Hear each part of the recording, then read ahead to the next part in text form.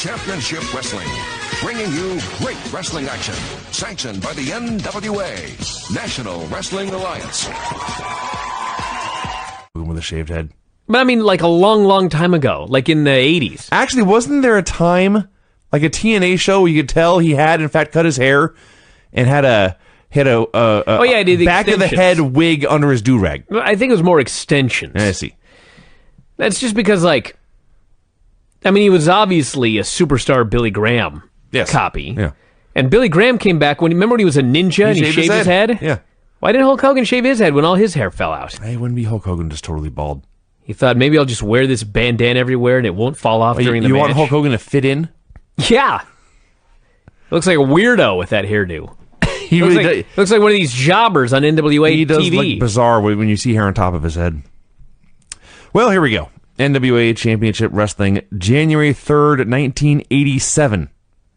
We're approaching the time where I actually started watching this company, this promotion. So the show opened with clips of a brawl between the Midnight Express and Barry Windham and Ronnie Garvin. We had the Rock and Roll Express coming out for a promo. He declared that they were the real R&R, and Raging Bull and Ravishing Rick Rude were the phony R&R. He wanted a title match, and then Ricky Morton said something about having so many women, it was like being a bullfrog on a stump. You know, I don't know what the hell he's talking about. No clue. I think it's an old saying from down yonder. I don't speak redneck, so I don't know what this meant. By the way, that opening clip that they had of the Midnight Express versus Windham and Garvin from last week, which appeared to go to a time limit draw, I finally figured out it was airing in slow motion. Because I was watching it thinking, this Big Bubba is the goddamn worst, slowest wrestler I've ever seen in my whole life. Then I realized they slowed it down. But I honest to God didn't know it was slowed down. I thought he was just that bad. Brad Armstrong versus Kent Glover. Kent Glover got a shocking amount of offense, and at one point he even appeared to be making a big comeback. But it was just a setup, Brad cutting him off and hitting the cravat leg sweep out of nowhere for the win. You mean the side Russian leg sweep? Is it a cravat leg sweep? I thought he did it with the cravat. And one way or the other. Brad had a very solid professional wrestling match with professional wrestler Kent Glover. Jim Cornette would have loved this. He sure had him with that wrestlers headlock. Came out here and wrestled in a wrestling match. Yeah, they did. In front of wrestling fans. They did. On a wrestling show. Speak of and it was so goddamn boring. It was not very good. So Cornette was wrong. Jim Cornette, speak of the devil, came out to cut a promo. He promised Big Bubba would win a lot of bunkhouse stampedes. I was watching this, all I could think was Big Bubba, in his very successful pro career, never should have stopped wearing this hat. His fedora look was awesome. All I could think was that they were plugging more scaffold matches with the Road Warriors and Midnight Express. That is also true. Dennis Condrey hadn't quit yet. I was like, now I know why he did. It's coming soon. It is. At any moment, he just goes home and never comes back. It takes a long hiatus. Well, not never, yeah. He also plugged the Crockett Cup in April. I think he's gone by then. I'm almost positive, because I thought he was gone at the end of 86, but he stuck around a little bit in 87. Yeah. I am positive, yes. He is gone by that Crockett Cup. So, enjoy your Dennis Condrey while he lasts, everyone. Rock and Roll Express versus Alan Martin and Zane Smith. Two hideous jobbers. I got nothing to say about this match, but I couldn't help but note that you had one guy named Alan and another guy named Zane.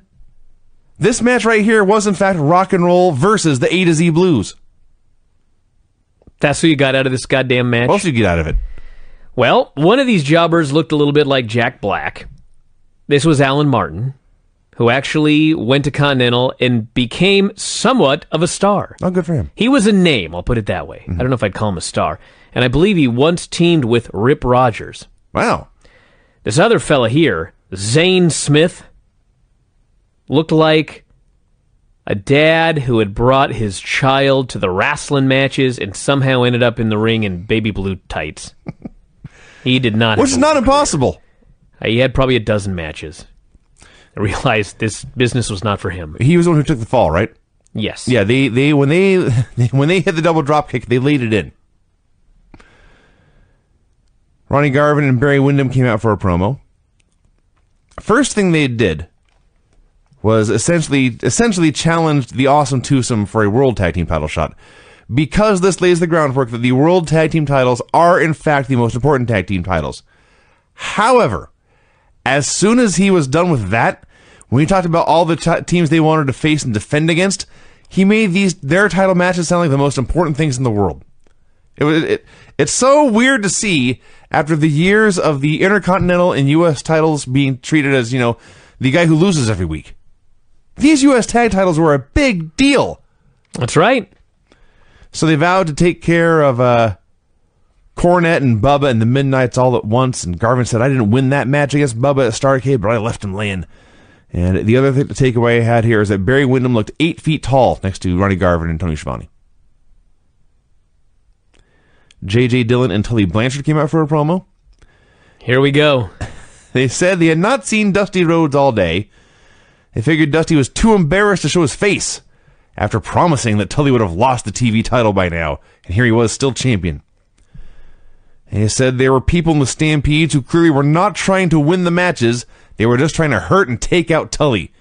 And he implied that Dusty was buying these guys off to take out his enemy for him.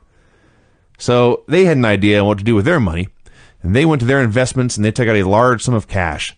And J.J. Dillon pulled out a wad that he claimed was $10,000 in cash. He had a wad, I'm sure, of ones, and there was a $100 bill on each side. Of course. And a rubber band around it. Yeah. And he's clutching it. It's not even like it's in a briefcase. No, it's just a stack of cash in his He had a wad of bills in the inside It's the pocket. size of like a foot-long Subway. Yeah, of his suit jacket. And it's in his suit jacket. Yeah. So they say they will offer this $10,000 cash of their own money, mind you, not the promotions, their own cash. They will offer that to anyone who is man enough to beat Tully Blanchard for this TV title. And this is great because Tully Blanchard is very confident. Yes. It's not like today where you've got these heels who are cowards. Yes. And they're always cowards and they're always cheating. These heels were tough guys who were great wrestlers, but if they needed to cheat, they would. Cheating is a last resort. Cheating... It's on the list, but it's a last resort. It's win if you can, lose if you must. Actually, that's not what it is. That's what Jesse Ventura did. That's today. Yeah. It is try to win, and if you absolutely must, then you can cheat. Yeah. That's okay. That's fair. Mm-hmm. Now, I will admit, by the end of this, they kind of lost me. They said traditionally the TV title matches had a 20-minute time limit. They were going to make it a 25-minute time limit. Now, if I went to a draw, or excuse me, if the time limit expired, it would not go down in the books as a draw. It would go down as a win for Tully and a loss for the challenger. And then Tony says, so let me make this straight. You're going to make it long matches and shorter matches too? And JJ said, yes, we'll change the time limit as we see fit. And they left. This is all going so well, and the last 2 minutes left me confused. Well, maybe Tony asked a question he shouldn't have asked. Who knows? Apparently. Ron Garvin versus White Knight. It was a black guy. I know, that's the best part. White Knight was not even white. He was a black guy with a white mask. He had a white mask on like the Destroyer with a red face. Yep. And he was wearing leopard print tights, which were then tucked inside the biggest knee pads I ever saw, and white boots. What a man, David Crockett said about Ron Garvin. Ron Garvin spent about a minute playing with this fool. I'm pretty sure at one point he cradled him and really tried to pin him, but the guy just barely got his shoulder up. It was so weird. It was like he was not going to let go of this cradle. Garvin essentially had a perfect plex on him and was trying to hold him down. Yeah. So it went like a minute. Garvin played with him a bit. One with a knockout punch. I demand more White Knight. He looked like a guy in his first match. Watch it turn out that he was like a great worker. Actually, I don't even know who this was. I have no idea who White Knight was. But he looked very, very green. He could bump. He had a body. I'll give him that. But that was about it. Yeah. And they were promoting during this match the debut of Vladimir Petrov, the brand new Russian of Ivan Koloff. And he was, I guess, the original Big Red Machine. That's what they called him. Because he's a commie. Yeah. The Big Red Machine, the Big Red Russian. Dick Murdoch came out for a promo. The friendliest, babyface, redneck promo. He put over everyone. First, he stepped up to the promoter. Can't believe Jim Crockett keeps putting on these big shows all over the world. Los Angeles, Houston, St. Louis. Says everyone should go check out these shows. He promised a hoedown and a hootenanny. Yeah, he said in Texas. We're going to Texas. There's going to be a hoedown and a hootenanny. Yep. It's like, that sounds like a lot of fun. And he says you go to these shows, you see all the best talent. And he put over everyone on both sides. Tully Blanchard, Ric Flair, Dusty Rhodes, Nikita Koloff, all these great wrestlers are going to go see. And then he left. That was his point. Keith Guy he comes across like a guy that I could spend every day with. I bet barbecues at Dick Murdoch's house were awesome. I'll bet they were. Yeah. Barry Windham versus Randy Barber. Barry Windham was a tall, young, slender, blonde man. Randy Barber was a short, old, fat, bald guy. The tall, young, slender, blonde guy beat the short, old, fat, bald guy. He slammed him around a bit and hit the lariat and won. I had 2 words for this match. Barry wins. Mm-hmm. That's all I got out of it. We had the Midnight Express versus George South and Mike Jackson. This is awesome because Mike Jackson is the guy who, probably been close to a year now, but he randomly had a great match with Ric Flair on one of these shows. That's right. And George South is one of the better crew of the guys who never ever win on the show, but they always have good matches. Well, you had 2 very, very, very, very talented jobbers who shouldn't have been jobbers, and they had a competitive match with the Midnight Express. And Cornette put him over. Yeah. He came out and said, these are talented men. Talked about the success Mike Jackson had all over the country, and I think he said Mike Jackson was the cruiserweight champion in another promotion, but he's not a, what do they call it? Not a cruiserweight. They call it another name for it. Junior heavyweight. Junior heavyweight. Yeah. But he's not he's not in there with junior heavyweights tonight. But he talked about how this was competition worthy of the Midnight Express for once.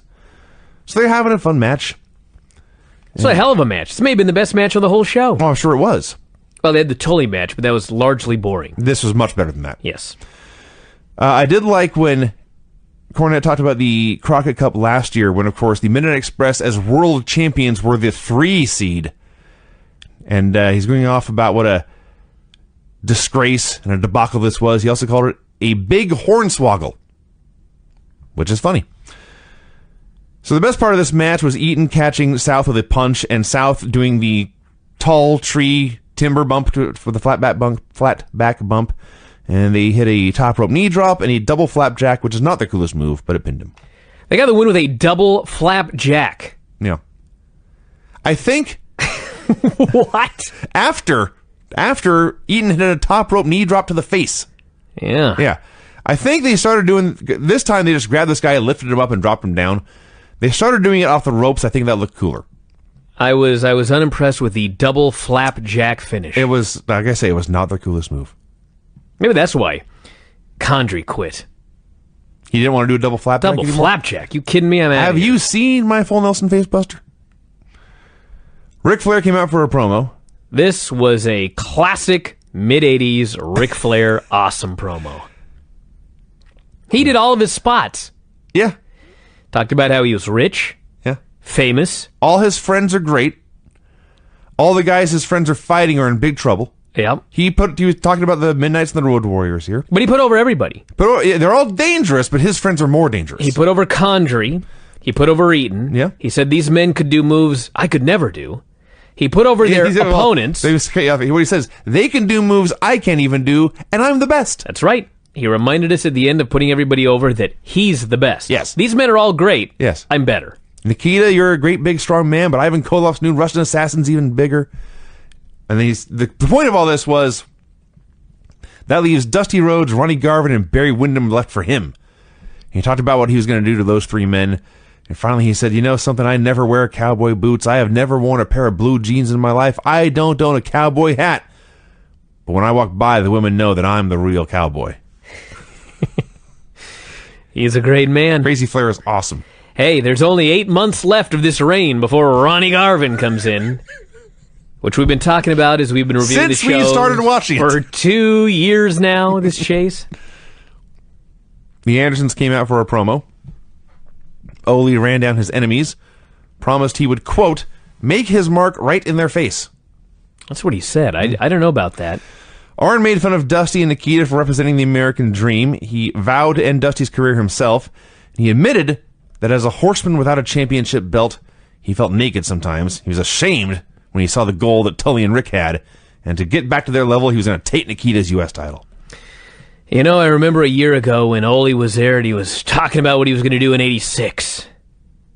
And now here it is, and he's going to make his mark in 87. I thought, man, how time has flown. We're already in 1987. They do just roll with time, man. Tully Blanchard versus Tim Horner. They were much more excited for 86 than they've been for 87 so far. That's all he talked about for 6 months was 86. That is true. And now it's just he kept saying, this is going to be, 1986 is the year of Ole Anderson. And it's like, you're halfway done, dude. You're right where you started. So they went a long time and doing a lot of mat work. Barry Windham was out there doing commentary. Let's talk about the real great thing during this match, which was J.J. Dillon is in the corner, and he's got the alleged $10,000 in the inside pocket of his sports coat. And every 30 seconds, they would cut to JJ, and he would pull out his wad of bills, and he would rifle on through them, and then he'd put them back in. Just to remind you. Just to make sure the money was still there. I've got $10,000 in cash right here in my jacket. Mm-hmm. Yeah, that was the highlight of the match, everyone. Horner used what Windham called a pretzel hold.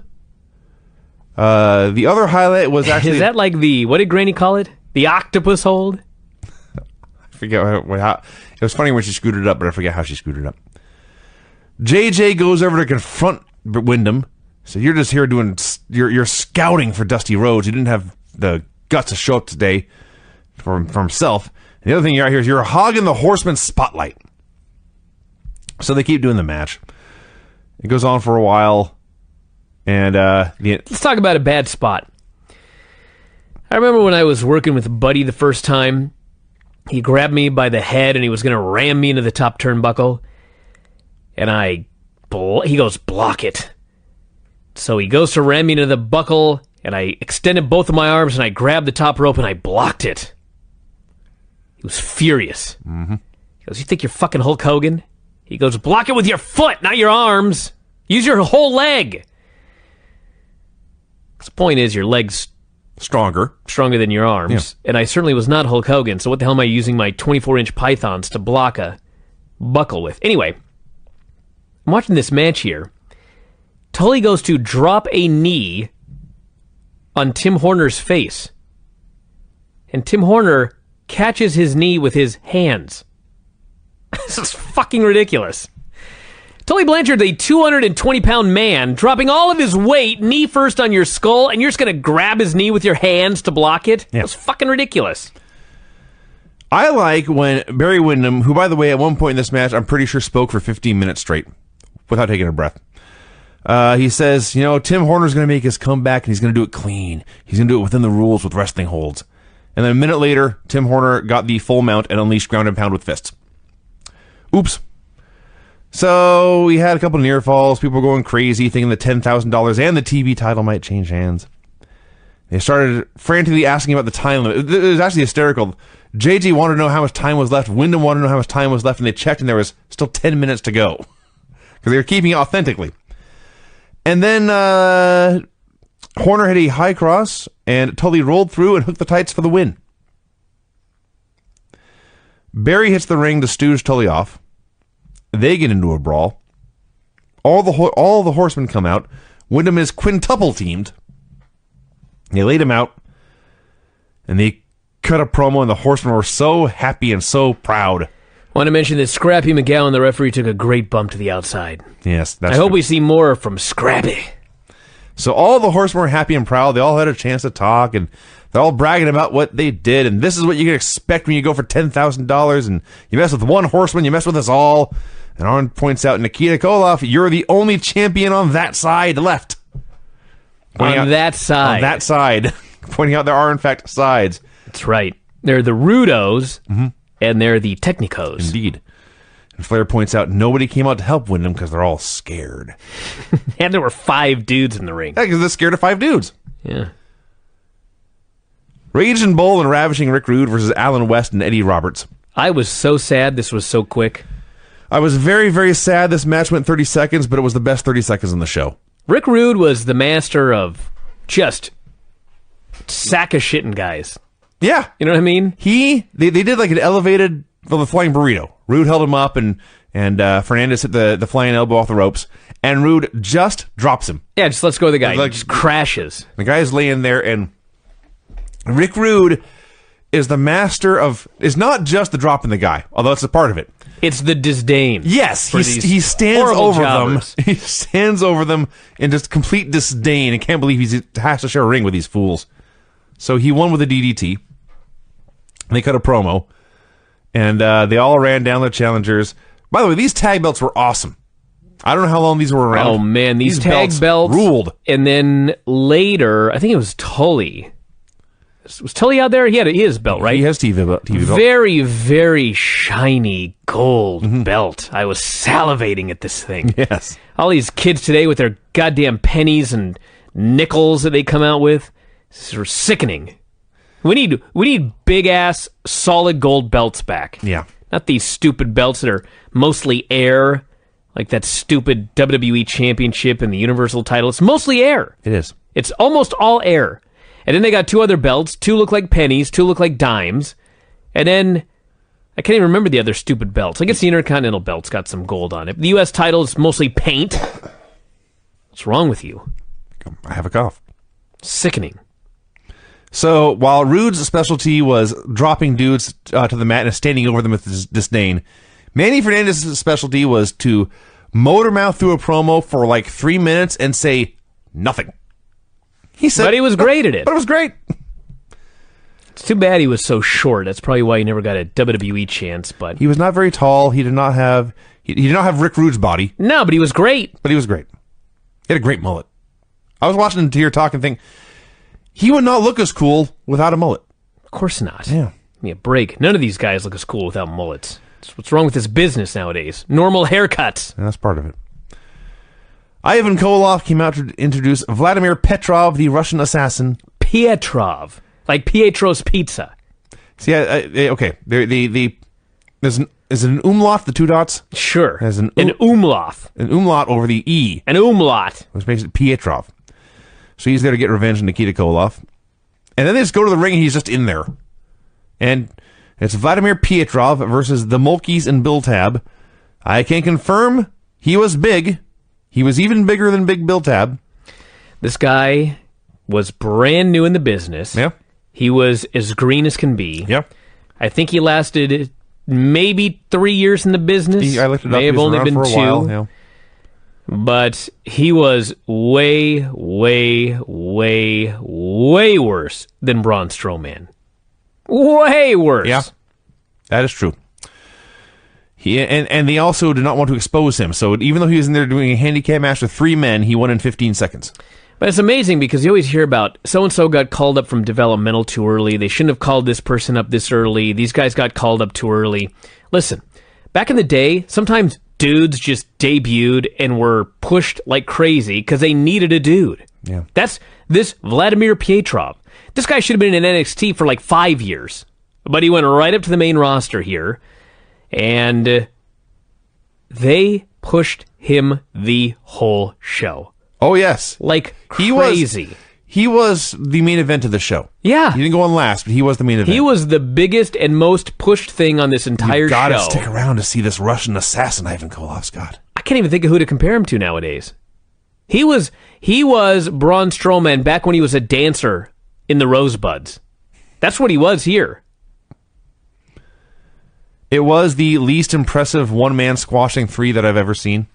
And keep in mind, we had a roar spot. There was even with a roar spot. We had a Mulkey almost breaking his neck, going over the top rope and catching his head on the bottom rope. Mm-hmm. And I even cut a promo on behalf of Pietrov, who is not quite as... he's a huge man, but he doesn't carry himself like a scary man. He's just a guy. He's a big American weightlifter who they're pretending is a Russian. Basically, yeah. He doesn't look like a Russian. No. Whatever that means. He's big. Well, he's bigger than Nikita, but if you had this guy come out and stand on one side of the screen, and Nikita come out and stand on the other side of the screen, you think Nikita's going to kill that guy. He's got too much hair to be a stereotypical 1980s Russian heel. His head was shaved. No, he had hair. Did he? I'm almost positive. Vladimir Petrov. I'm almost positive. I can go back and check. Double check we're watching the same show. Dick Murdoch versus Henry Rutley. You noticed, it was like you noticed for the first time Dick Murdoch had a big gut. No, it just really stuck out to me. Maybe it's because he was working with Henry Rutley, who was very skinny fat. Maybe he was bald. Where did I get the idea that he had hair? Well, I don't know. Huh. That's wacky. Yeah. Wait, hold on. Here's a picture of him with Ivan. God damn, they cut off the top of his hair. Oh, you know what? It's because he had a bandana, it looks like. Ah, I see. That must have been what it was. I mistook that for hair. I see. So the fat man folded the skinny fat man in half with a suplex. Just a standard back suplex, but Rutley took this on the back of his neck and then folded it all the way over. And Murdoch rolls over and looks at him, make sure he's not dead, and looks over at the announcers like, what in the hell am I dealing with here? Well, he was dealing with a jobber. Murdoch's gut was monstrous. Skinny legs. I mean, he always looked like this. Yeah. There was he no looked like change. Dick Murdoch. It just really... Maybe it was because I just seen Vladimir Pietrov. That's possible, too. And now comes Dick Murdoch looking like this. His hair was also very yellow. Yeah, overly bleached. He washed the bleach out too early. Ah, I see. Didn't have time to fully set. That's what happened here. So he has some fun with the guy for a bit, and he goes to hit the Brainbuster to win, and he always did the delayed Brainbuster anyway. So he hooks him for the suplex, and he holds him up, and he's holding him up there upside down. And what's the guy's name? Henry Rutley. Rutley's free arm is just hanging loose. It's put down to the mat, obviously. And halfway through, he realizes, I should do something with my arm. And so he holds it straight up. He holds it up by his waist, just holding it there. And Murdoch holds him up and holds him and holds him, and he's skinny fat, so he can hold him a long time. And he just sits down and drops him with the hysterical Brainbuster. He held him up for a long time. It was very physically impressive.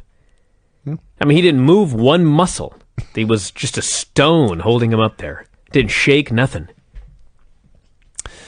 Nikita Koloff came out for a promo. This was the shiny golden championship belt I was speaking of. The U.S. title. Very, very shiny and very golden and very polished. Very reflective. So if you've never heard a Nikita Koloff promo, his style was to mumble and speak in a gravelly voice. And his other thing was he would say all his sentences just came out as one giant long word. I have a lot of things I want to talk about today. He ran down. That was a terrible impression. He said... Better than most of your impressions, I'll give you that much. Fair enough. He said he was very familiar with Vladimir Petrov, and Vladimir Petrov indeed was a fine Russian athlete. First off, I can't believe you're glossing over his T-shirt. Nikita had a white T-shirt on. I believe that he had grabbed a Sharpie and drawn 2 stick figures on the front of his white shirt. I am not making this up. This is exactly what it looked like. It was the most... Now, remember we used to make fun of Ole for those shirts that he clearly had made at the mall? Yeah. That was going above and beyond compared to this shit. A white shirt with stick figures drawn in with a Sharpie. I think it was supposed to be a self-portrait. Clearly! It was not very good. Maybe drawn while he was wearing it. So he knew Petrov better than Petrov knew himself, and he mumbled in his low, gravelly voice for a long time, and it really sucked. Andersons versus Larry, Steven, and David Isley. He beat these fools up for a few minutes and won with a gourd buster. Nikita Koloff versus Chance McQuaid. I was so excited when I saw Chance McQuaid. This is a fantastic name. But then there was nothing to it. Chance McQuaid was the worst Magnum TA you've ever seen. Mm-hmm. It was like just some fan who decided, I'm going to cut my hair and mustache like Magnum. I'm going to go as him for Halloween. And then he wandered his way into this building and Nikita Koloff killed him. Nikita won in 20 seconds with the sickle. The Road Warriors came out for a promo. Called out the Awesome Twosome. Called out Vladimir Pietrov. The Midnight Express, talked about the scaffold matches, running down every heel in the world. And somewhere in here, Hawk said Ric Flair, had a body like Humpty Dumpty after he fell. I don't know if that's what he said. Something along those lines. Yeah, something about, he made a comparison to Humpty Dumpty after he fell, and then mentioned that, like, it's all over the place. I don't know what he was referring to. I don't either. He was trying to be a stand-up comedian, and he failed worse than Dolph Ziggler has ever failed. Yes. And finally, Paul Ellering says, "Come on, boys, we're going Amarillo." No, Precious. They called him Precious here. They said, "Tell him, Precious." Yeah. And I thought, first off, where is Precious? Number one. Number two, why is Paul Ellering Precious? They called him Precious Paul sometimes. I know, but why? That's my question. I know he's Precious Paul, Yeah. but why was he precious? Well, they can't replace him, Because he was a power lifter that beat your ass? apparently. What's precious about that? There's only one Paul Ellering. If they lost him, there's no replacing him, therefore he was precious to them. So, but the key is, his last words, because they have a tour coming up, obviously. His last words are, "Let's go to Amarillo." They go away, they fade to break for the commercial, and they come back, and the Road Warriors come out.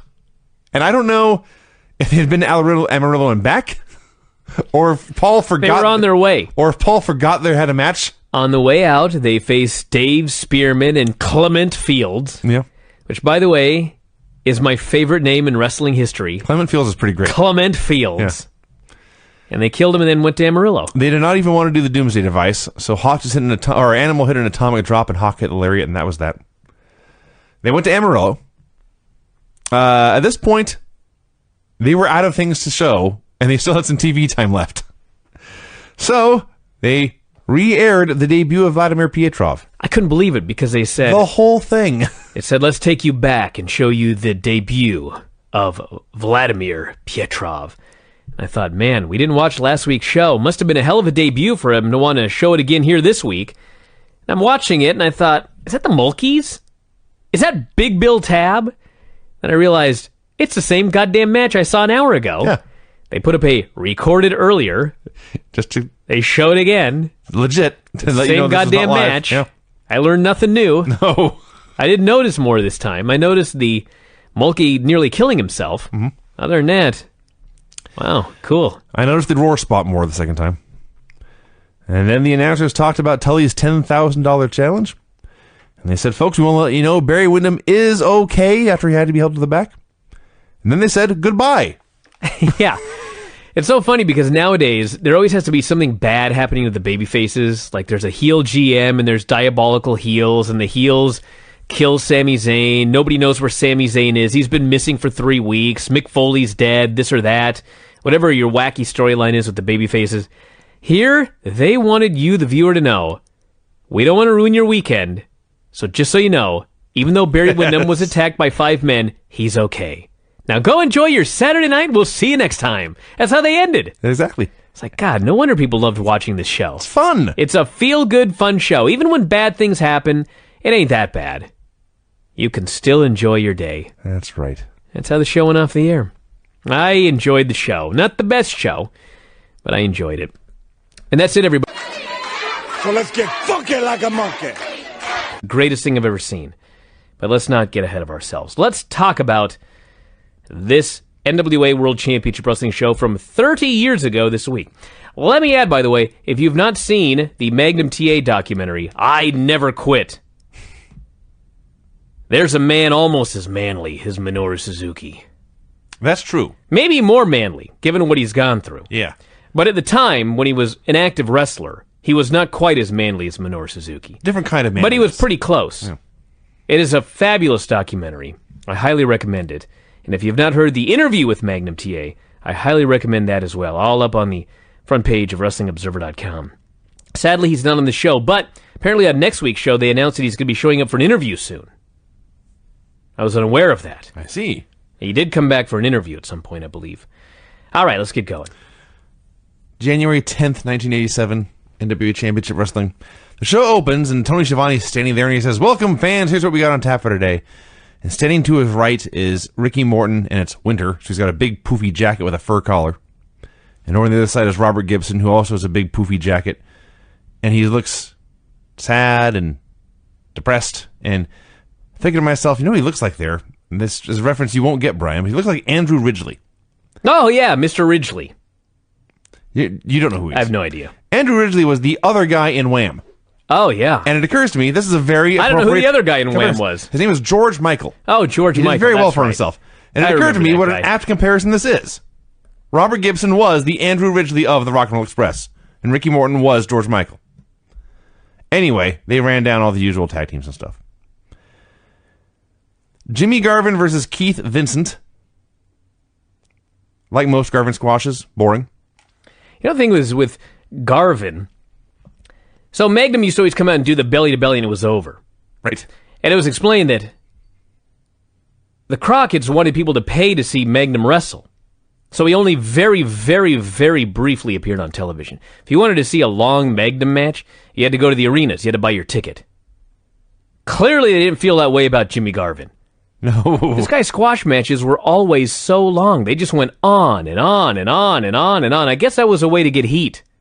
Because by the time this ended, I was sick of this guy. I wanted someone to come in and beat his ass. He was in here with Keith Vincent for 15 minutes. Yeah, and Vincent wasn't very good either. He didn't sell much of anything.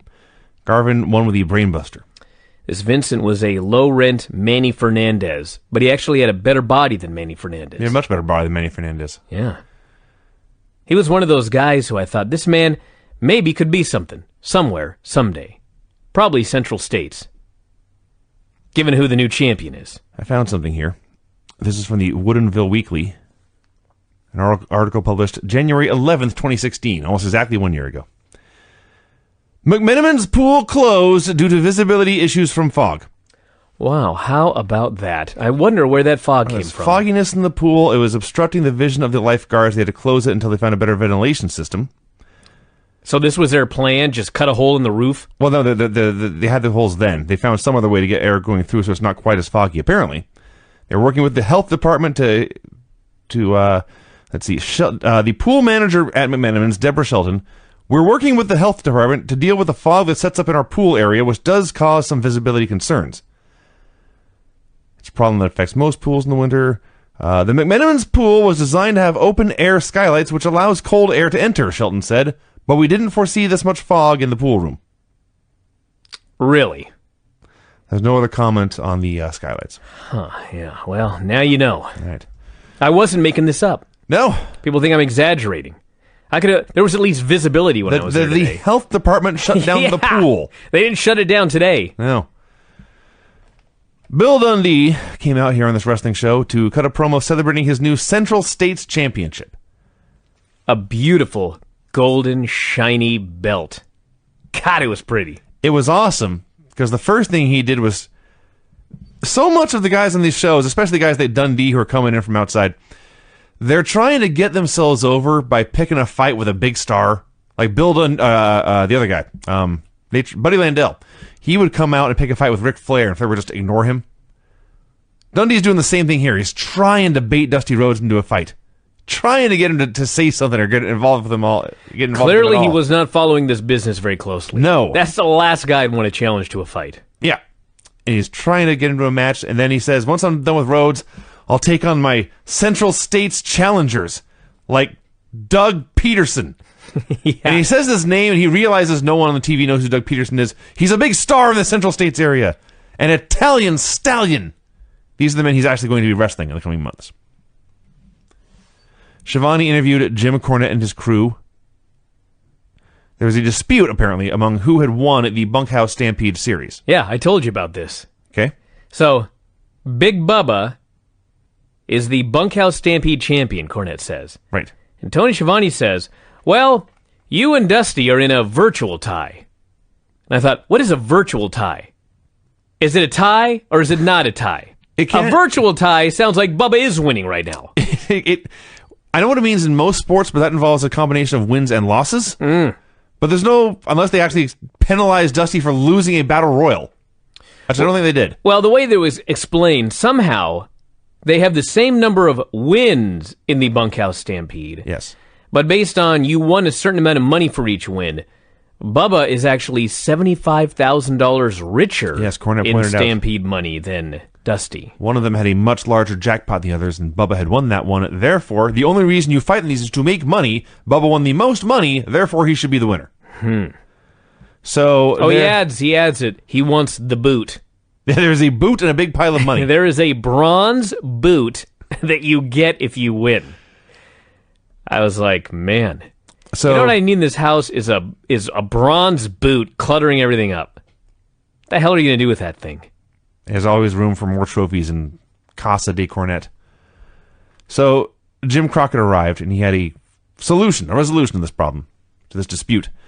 He says, I have a match signed in February in Pittsburgh. I have a contract here for you to sign. It is a one-on-one match between Big Bubba and Dusty Rhodes inside a steel cage, and you win by throwing the other guy out. Yes, you have to throw your 300-plus pound opponent over the top of the cage, or through the door, or apparently through the cage. As Dusty would get into later. Yeah. This sounds like the worst match of all time. You know, it really does. Cornette was fine with this. Well, Jim Crockett adds that I have the check and the boot. That's all he had to say.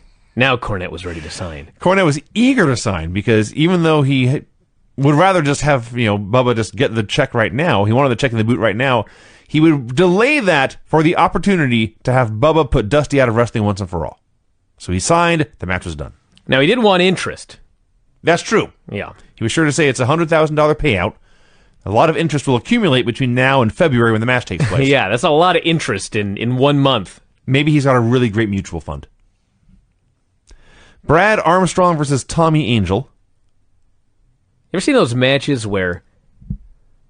I mean, these men could be twins. That is what I wrote down. Yep. Angel looked like Brad Armstrong. Brad's mullet was a little more voluptuous. He had a little bit more curl, but it was two muscular white dudes wearing trunks and boots. He was a little leaner and he had a little bit of a light beard. There was a beard, that's true. But they both had curly, dirty blonde mullets.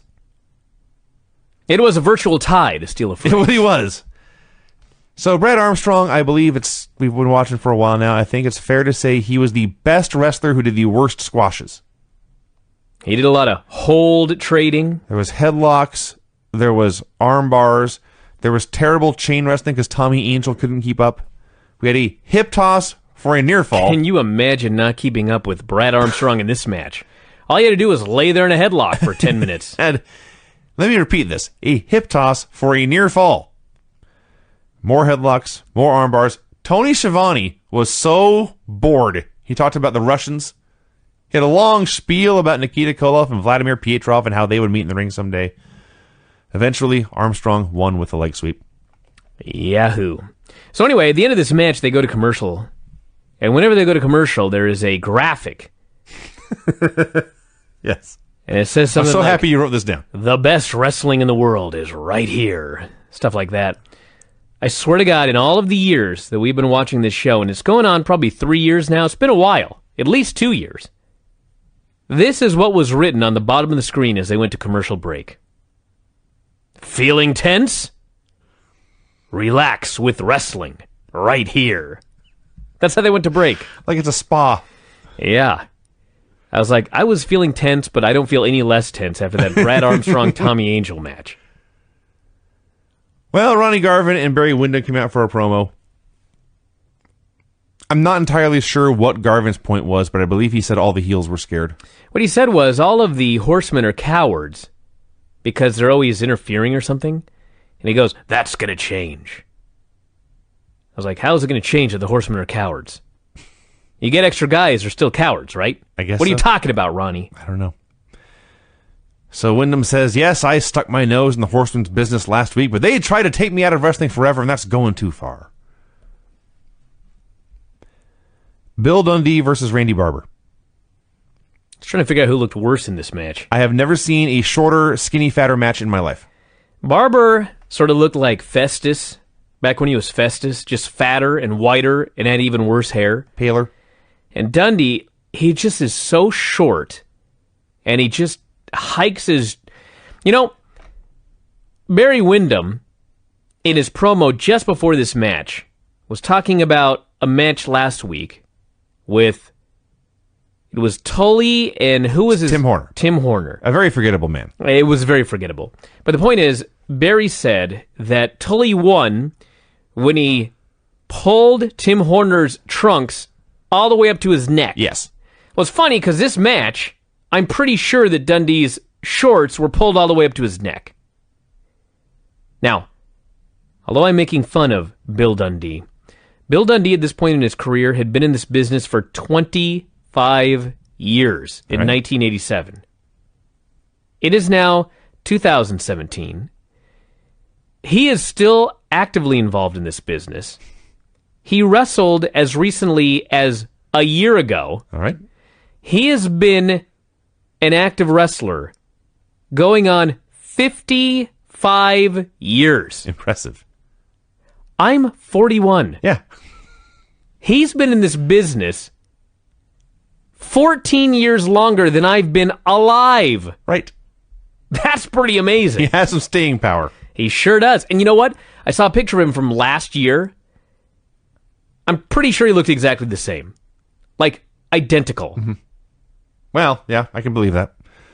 So this started out as a very bad wrestling match. Then it turned into the worst boxing match of all time. I can't even describe the jabs and feints that were being attempted here. An atrocity in to the art of boxing. Eventually, Dundee won with a top rope knee drop. Cornette returned. Second promo of the show. He plugged still more scaffold matches. He repeated his claim that Big Bubba should have won the Stampede Championship, the Bunkhouse Stampede Championship, and he left. I went to break. They came back. Dusty Rhodes came out for a promo. Both these guys just promoting this cage match that's coming up. Yep. The Bubba Dusty cage match. He's out here in a Mick Foley classic red plaid flannel.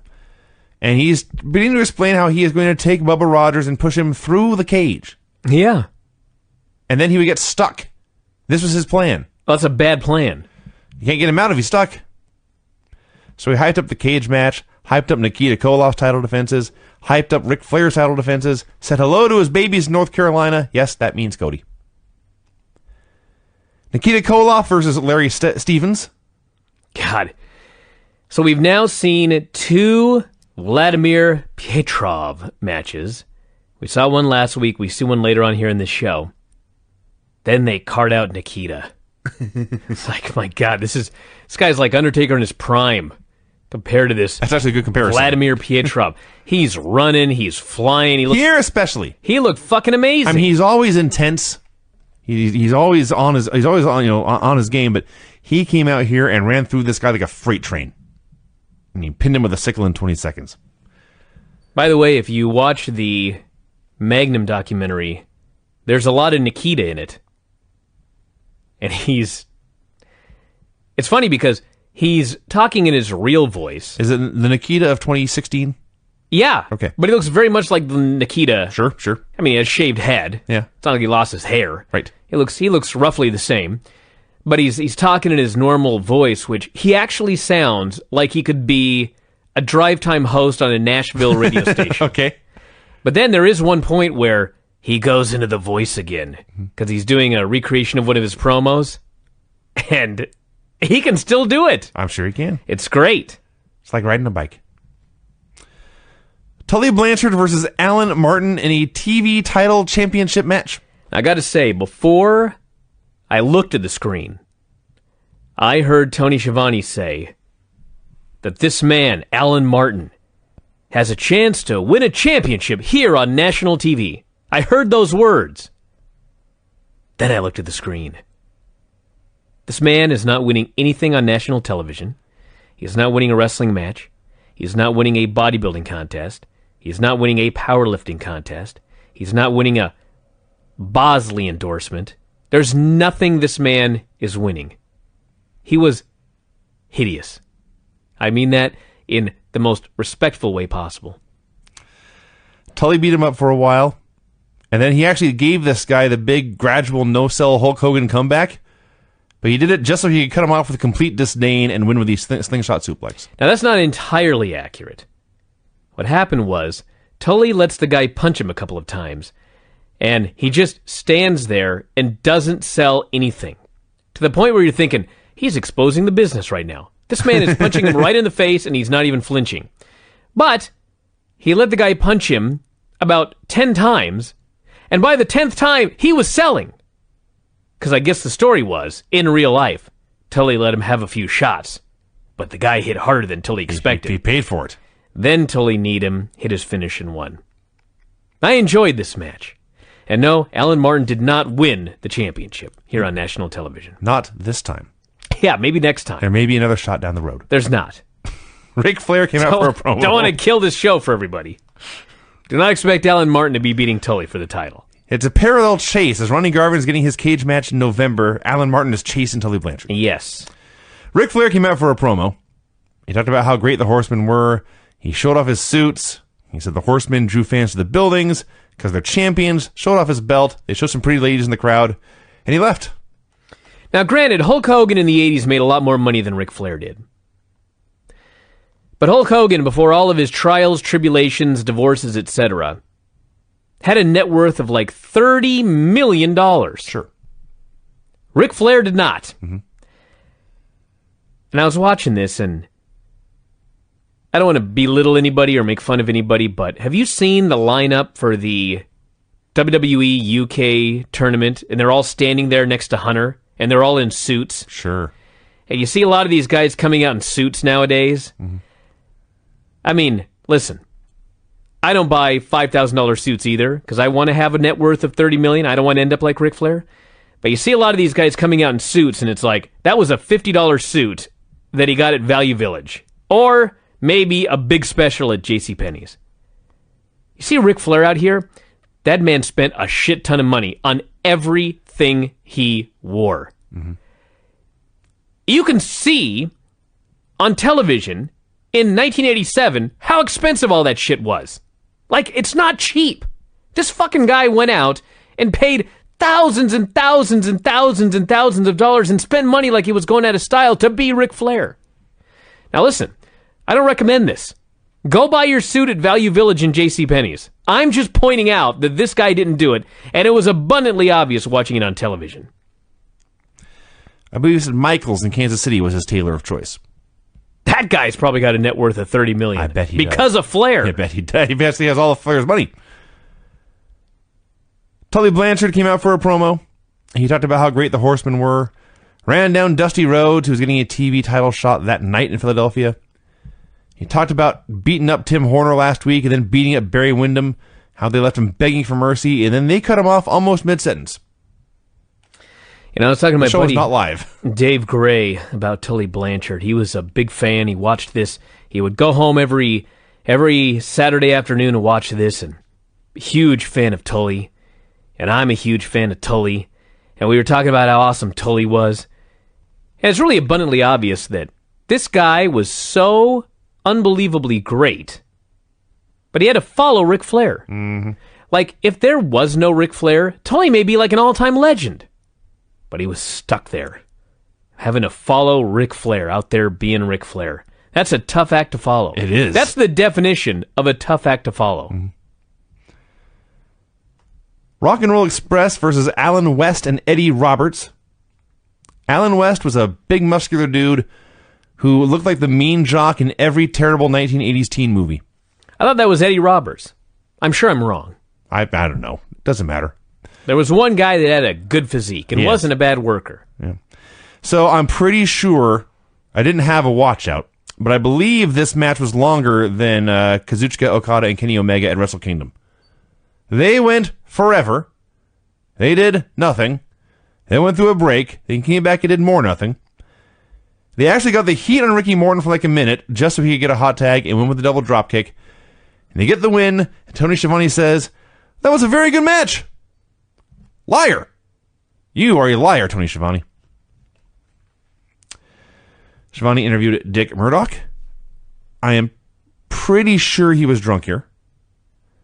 He talked about how great everyone was. He said he had a party. And he had a party, a hootenanny. He had a hootenanny, not a party. And the kids liked the Road Warriors, and they liked Dusty, and they liked Nikita. And it like seconds passed, I realized I thought he was literally talking about a party at his house.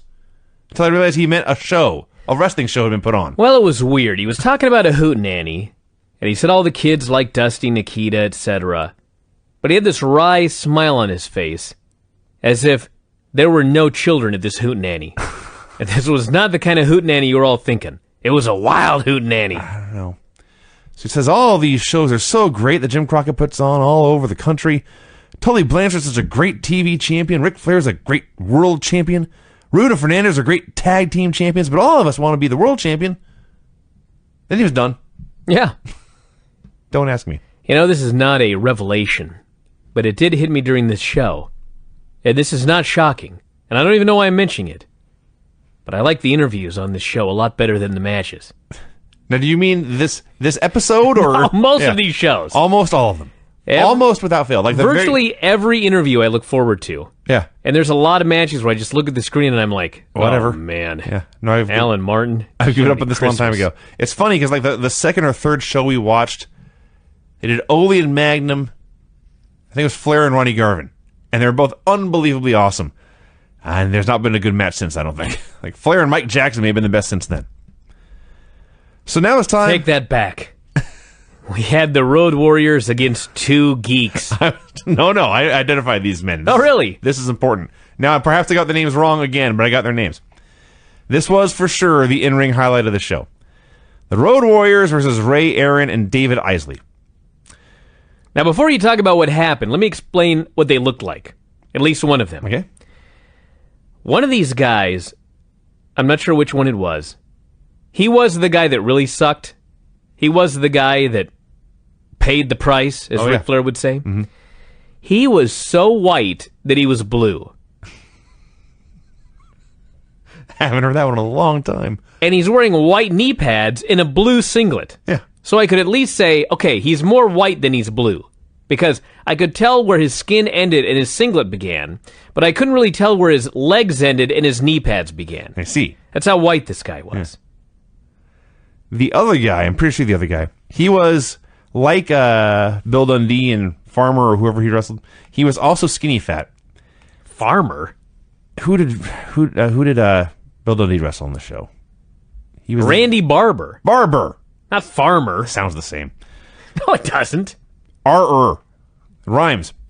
Listen, the point is, he was skinny fat, and he was going to be a wrestler. And he went to, I guess, the wrestler gear store.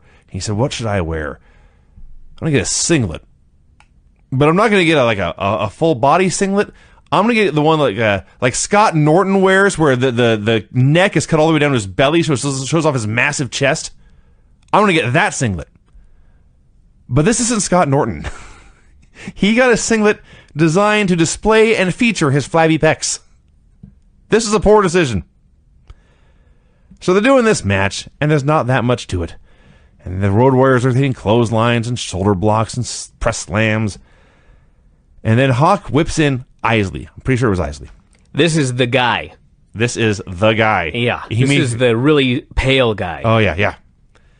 And he whips in Isley, and he goes to throw a drop kick.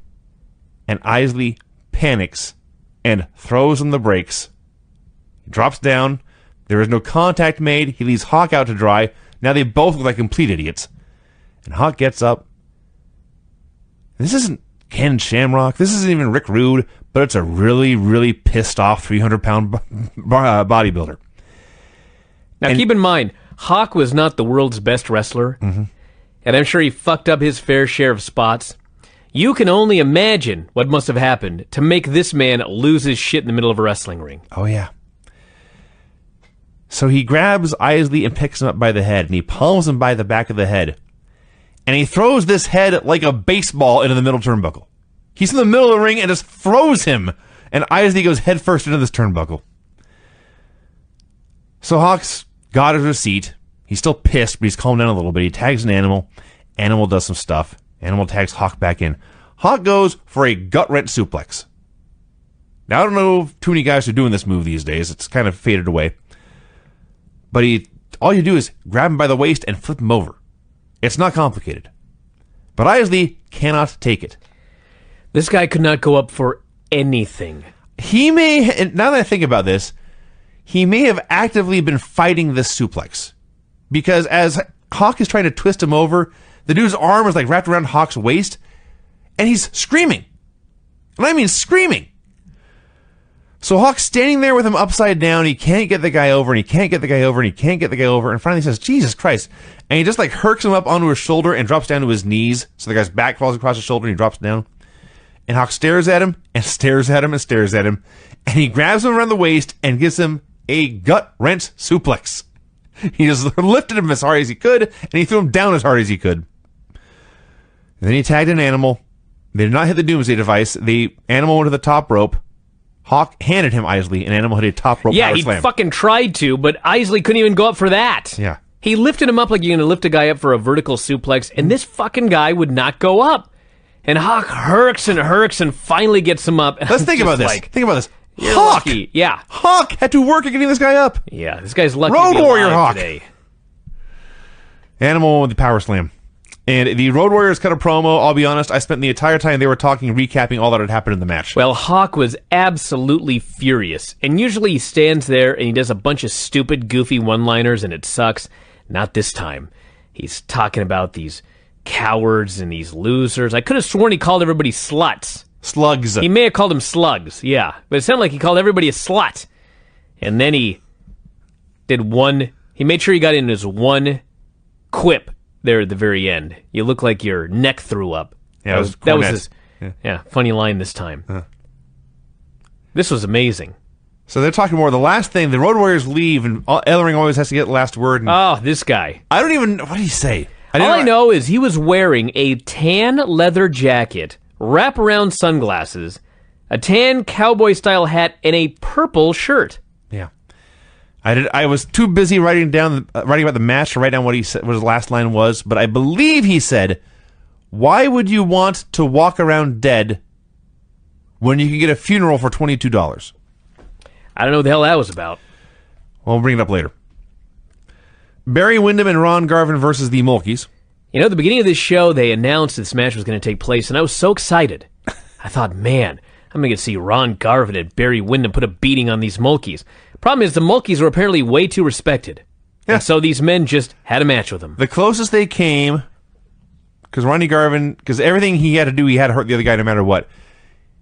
He's got him in a face lock down on the mat, and suddenly he just starts slapping the guy in the back. For no reason. Just like 5 or 6 super hard slaps. Hey, my favorite was... okay, let me cut you off, because I know what your favorite was, but I want to talk about what set it up. All right. Because Ronnie Garvin picked this guy up. In the very next match, by the way, or the very first match after the Road Warriors match, he goes for a gut-wrench suplex, and the same thing happens. The Mulkey's arm's in the way, and Garvin can't hit the suplex. This move is not complicated. I've seen it a million times. I've never seen it fucked up before once in my life. Here it is in back-to-back matches. So Garvin's pissed, and what does he do, Brian? Well, I don't think he did this because he was pissed. Maybe he did. You've all seen a backslide. Men go back-to-back, they interlace their arms, and they struggle to see which guy can drop to his knees and pull the guy over so his shoulders are on the mat for a near fall, or a pinfall if he can get it. Ronnie Garvin did a power backslide. A snap backslide. They went back-to-back, and there was no struggle. I think the storyline in Garvin's mind was, why would I ever struggle doing this match against a Mulkey? Of course I'm going to win. It's like a flash win in arm wrestling. Sure. He hooked him up, he interlaced the arms, and he fucking dropped to his knees and head so hard that this guy was powerbombed onto his shoulders in a backslide. It was essentially a razor's edge. This was the greatest backslide I've ever seen in all of the years I've watched wrestling. He did not lift him up, but they stood back to back, and he grabbed the guy's arms, and he paused for a second, and the next thing you know, he's leaning forward, the Mulkey is flying backwards, and his head lands on the mat. This was awesome. And then Barry got the win with the lariat shortly thereafter. I was watching this match, and I was thinking about the Magnum interview and documentary, and he talks about all of the difficulties he had breaking into the business. He's like a good-looking guy. He had an amateur background, he had a good physique, and he went to a tryout, and it was patently obvious that no one in this tryout was going to get into this business. It was all about the wrestlers beating the shit out of them. And taking their money. So they'd go tell their buddies how tough wrestling was and how tough the wrestlers were. Yes. He walked out. Oh. Yeah. Anyway, I was thinking about that, and then I was thinking about the Mulkeys and the two geeks in the Road Warrior match, and Alan West and Eddie Roberts, and all of these guys that got into the business. How? That's actually a great question. How did these people get into professional wrestling? It was so hard to get in back then, and these guys got in. Clearly, they knew somebody. Yeah. No one walked in off the street and said, Alan West is not walking off the street and say, I would like to wrestle today. And they said, did you bring your boots? No, that didn't happen. Ivan Koloff came out for a promo. He says Nikita is hiding from Vladimir Pietrov, and I do not blame Nikita for this. Oh, my God. So we go to clips of Pietrov. He's doing a squash match with Tony Zane, when Ivan attacks the ref. They throw him out of the ring, and Ivan holds Zayn so Petrov can hit what I thought was a diving lariat, which they actually showed in slow motion. It's a diving neck grab. They call it's a diving neck hold. It is. It is. That's what it is. They call it the Russian hammer, because the sickle is the clothesline. The Russian hammer is, you can do it diving or to a guy running at you, but it's essentially a choke slam where you don't lift the guy. You just grab him by the neck and slam him down to the mat. So this is what Pietrov was trying to do here. It looked very, very bad, but there's more. Dude, before they show this footage, they said that Tony Zane had been hospitalized after this match. Actually, that's a good point. With a serious neck injury. I haven't explained they had to take him to the hospital. His neck had been injured so badly. That's right. And I thought, you know what? This Pietrov, he's green as grass. He just broke into this business. God, he probably really hurt Tony Zane. Then I watched it, and it was the phoniest thing I ever saw. Until the next match. Which featured Vladimir Pietrov. Vladimir Pietrov versus Vernon Deaton and George South. It went like 20 seconds. It was the worst 20 seconds I've seen in all of 2017 for sure. They're standing next together, and he runs out of the corner and sickles both of them at the same time. And he goes to hit the Russian hammer, which is where he jumps off the middle rope. He comes down, and his hand strikes his opponent in the throat, and they both go down. No, they don't. Well, that's on paper. That's not what happened at all here. That's the idea. He jumps off. If his opponent is like due north, he's headed way more northeast. He's just flying off into space where there is no wrestler to hit. He reaches way outside with his hand, which briefly comes in contact with one of the geeks, whichever it was. The geek goes flying like he's Kevin Nash taking the finger poke of doom. And Vladimir Pietrov covers him for the win. I know that everybody since last week has been waiting with bated breath for the day that I scream -6 stars. I'm not going to do it yet. But I got to tell you something. Up until this point in time, what was the date of this? January 10th, 1987. January 10, 1987. I am quite certain that up until this point in time, that was the worst match there had ever been on the planet Earth. It was so fucking bad. It was too short to be -6 stars. It was a solid -3 stars. In 20 seconds. In 20 seconds. Think about this. That has to be the worst short match I've ever seen. You know how hard it is to screw up a squash match that goes 20 seconds? He found a way. I mean, fucking impossible. Braun Strowman on his worst day. Oh my God. Was a miracle worker compared to this poor Vladimir Pietrov, who was thrown to the wolves because he was big, and they needed a Russian. They needed a big, bald Russian. So, at the time this match ended, I was thinking to myself, Vincent, is this the worst wrestler you've ever seen in your life? I didn't come to a conclusion at that moment. I think we need more time. Hold off on that. Cornette was back for his third promo. So after Ellering's line about $22 funerals, he laid out $66 in cash and said, one for Hawk, one for Animal, one for Ball. I can only assume that they were all backstage saying, what the fuck is Paul Ellering saying? And Cornette turned to everyone and said, get out of your cash right now. I got an idea. He wanted the Midnight Express to get a U.S. Tag Team title shot against Wyndham and Garvin. He's going off about Garvin forever and ever and ever and ever. He says, Barry Windham, I don't know you too well, but stay out of my way. So, it is time for Ivan Koloff to wrestle. His opponent is Zane Smith. Are you sure about that? Because I'm almost positive this was actually Alan Martin. I wrote Zane Smith, and I remember thinking... I wrote Zane Smith, too. But I also remember thinking, didn't I see this guy earlier? I'm positive this was Alan Smith. Perhaps they are identical twins with one working under a pseudonym. This had to be a rib where they brought this guy out, and they gave him a different name, just to see if anybody would notice. And no one did but me. Well, my theory is... because Ivan had claimed this man had been hospitalized with a serious neck injury. Excuse me, hospitalized? I say that word wrong. Hospitalized? Yes. I hate that word. Anyway, clearly Smith was not hurt too bad. He's out here wrestling a week later. So... No, Zane Smith was not the man who was killed. What No. did I write down?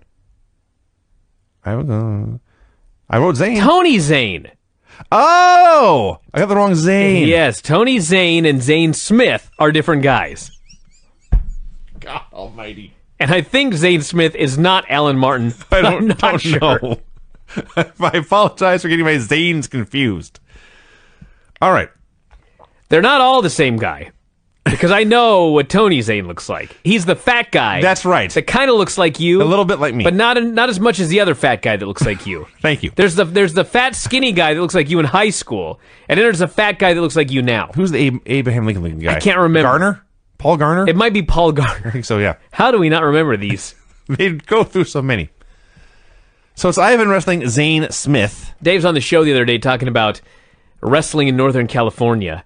And he's talking about the glory days and all of his friends. And he goes, man, we even knew all the names of the jobbers. And I'm like, shit, yeah, you knew the names of the jobbers. I know all the fucking names of the jobbers here. I can't tell these motherfuckers apart, but I know all of them. You see him every week. Because they're great. Yes. So during this match here with Ivan Koloff and Vladimir Pietrov, once or twice, Zane Smith was thrown outside, and Pietrov was asked to interfere. And when he was asked to throw strikes to a prone opponent, or even just a standing opponent outside, this is where I determined, for sure, Vladimir Pietrov is the worst wrestler I ever saw. Man, we're talking the great Khali. You know who he reminds... What I described him... He is a guy who is like a dirt poor knockoff of the Warlord. Oh, man. Do you even remember the Warlord when he was on this show? We saw him on this show not long ago. Oh. Pietrov is worse. I think this match was scheduled to go about 30 seconds, but a bunch of little kids started singing about how ugly Ivan was. They were singing UGLY, You Ain't Got No Alibi, You Ugly. Yeah. In 87. And I think that he was so entertained by this that he just stayed in the ring for 5 minutes. It's possible. We had if this was a 5-minute match, 3 minutes was one standing face lock. I was praying this would be the finish. Just a standing guillotine. I saw Great Sasuke beat Dirt Bike Kid with one once. Finally, he takes Zane Smith to the corner. Hits a series of hammer fists to the top of the head. Just bopping him on the top of the head. And he goes up top and see driving knee to the back for the win. After the break, Nikita came out for a promo. He promised to take Ric Flair's world title. He caught up Pietrov and Uncle Ivan, and he ran his mouth for a while. Dick Murdoch versus Brody Chase. This guy, Brody Chase, he not only had a mullet, but he was so serious about his craft of wrestling that he said, I want to get this mullet permed. Yes. And boy, did he ever. This was a beautiful, thick, voluptuous mullet. And he is mustachioed. Oh, yeah. On top of he was a Magnum TA knockoff. Now, the most notable thing about this match is Dick Murdoch gave Brody Chase the best backdrop that would be seen for 3 years. Because I believe it was Survivor Series 1990 that the Warlord almost killed Shawn Michaels with a backdrop.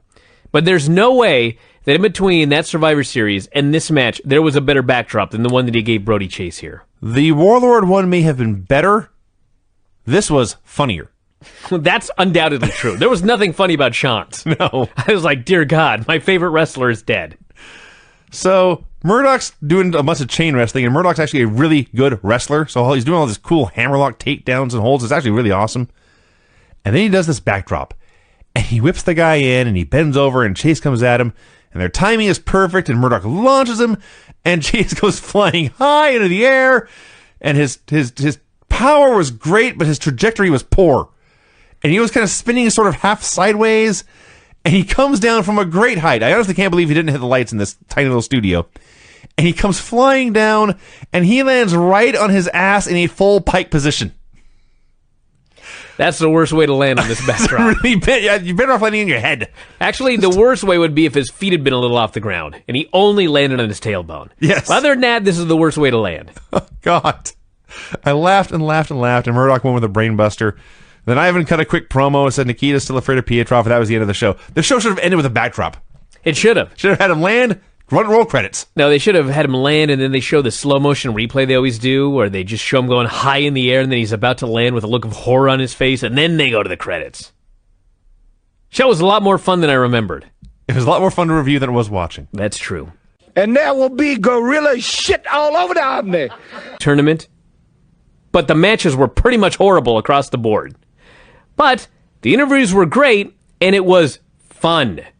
This was the most fun I've had watching wrestling, and I don't even know how long. This show was fucking fun. And it was also newsworthy. It was newsworthy. There was stuff on this show. But it was more fun than newsworthy. Sure. It opened with clips of Barry Windham confronting Ric Flair after his squash. Flair was willing to fight him. We go to the studios, where Dusty Rhodes, who in this segment looked more like Eminem than I ever thought he could have possibly done, cuts a promo on Vladimir Petrov saying, "Don't you worry about Nikita, you put Vladimir Petrov against me." He threatened to tear Petrov's nose off. That's what he said. Mm-hmm. We had Rick Rude and Manny Fernandez versus Rocky King and William Tab. That's right. He's no longer Big Bill Tab, although they called him that. He's been Big Bill Tab for a year and a half. That's right. On the graphic, they called him William Tab. William Tab. So he's still the same guy, which is unfortunate. He's not very good. He's big, but he's not very good. Listen, let's talk about Rocky King. You want to talk about not good? God bless Rocky King. Him and Manny Fernandez fucked up everything that you could possibly fuck up in the first 30 seconds of this match. It was astonishing how much they fucked up. I didn't even know it was possible to make that many mistakes in that short a period of time. And I had about 100 matches with you. Which reminds me, the more I watch these shows, I came up watching Bret Hart and Shawn Michaels and Mr. Perfect and Chris Benoit and Dean Malenko and Rey Mysterio, and I had very high standards for my in-ring. The more wrestling I watched through the years, both old wrestling and new wrestling, the more I realized you were not bad at all. I used to think you were fucking horrible. Now I look back and I'm like, Vinny was a perfectly competent professional wrestler, and sometimes he was even good. You were better than almost every single jobber on this show, by a wide margin. I was born too late. Your match with Stoney Edwards, Your favorite, was better than every match I've ever seen with Vladimir Pietrov. That's actually true. And given the length of his career, I don't think he ever has a match better than that one. And that was your debut. And it was horrible. Yeah, it was much better than Vladimir Pietrov. You're actually right there. Anyway, eventually they pin William Tab with a DDT. Tab may as well have been made out of wood. You've never seen a guy not go up, and when he did go up, he was completely stiff and wooden. Then when they tried, close to the finish there, they tried to just do a double backbreaker. They just both basically put themselves in a headlock, lift them up, and drop them across their knees. Most people listening to this right now, if they grab anyone listening to this, can grab two of their buddies and do this move pretty safely in their living room. Not William Tab. And I'm not blaming Rick Rude and Manny Fernandez for this. This Rick Rude, every week, he's in with the worst. Yeah. So they go to cut a promo. Paul Jones again saying they have too much class to defend these belts on television. Great line. Rude says the Road Warriors, they look mean and they talk mean, but he wants to find out if they're mean inside or they just have a costume exterior. That's the exact words he used. Costume exterior. Barry Windham comes out for a promo, and he explains that he had not wanted to stick his nose in anyone's business, but he went out there because the Horsemen were attacking Tim Horner and whoever the other guy was. He wanted to stick up for his friends, and this is what happened. And what happened was, he called out Flair, Flair called his bluff, they started fighting, and apparently it was deemed as a verbal contract, and there was a match with the referee counting pinfalls and everything. So the Horsemen were out there, but they were just watching. We've talked about this last week. The Horsemen want to win, and they want to win clean because it makes the babyfaces look bad. They would rather win clean than win dirty. Not only that, I'm just going to cut to the finish so you can talk about the rest of the match. Flair gives him everything. He gives him every move in the book. He's kicking out of everything. Until finally, Barry hits a big-ass lariat. And the Horsemen, they have not interfered one time. Actually, JJ does interfere once. Yeah. But other than that, they've been waiting on the outside the whole time. But they know there's no way Flair's kicking out of this lariat. And that's when they all hit the ring. Yes. But they had complete faith in Ric Flair for every other spot during this match. Every other move that Barry hit the man with, they knew, our man Ric Flair can kick out of this move. Until that lariat came. That's right. Then it was like, he ain't kicking out of this. And they hit the ring. So Dusty and the Rock and Rolls came out to be in Barry's corner to equal out the Horsemen. It turned into a lumberjack match, with Flair getting thrown out and then thrown back in, and the announcers even made the same observation. So Wyndham's running wild, hooks a figure four, but he's too close to the ropes, so Tully takes the ref, and Dillon from the outside reaches in and rakes Wyndham's eyes to break up the hold. And then to double down on the cheating, Flair immediately crotches Barry on the top rope while the ref's back is still turned, because the Horsemen are really good at cheating. So Barry comes back, slams Flair off the top, hits a missile dropkick, and Barry Windham, of course, is really big. And watching Barry Windham throw a missile dropkick made me really realize how small this ring was.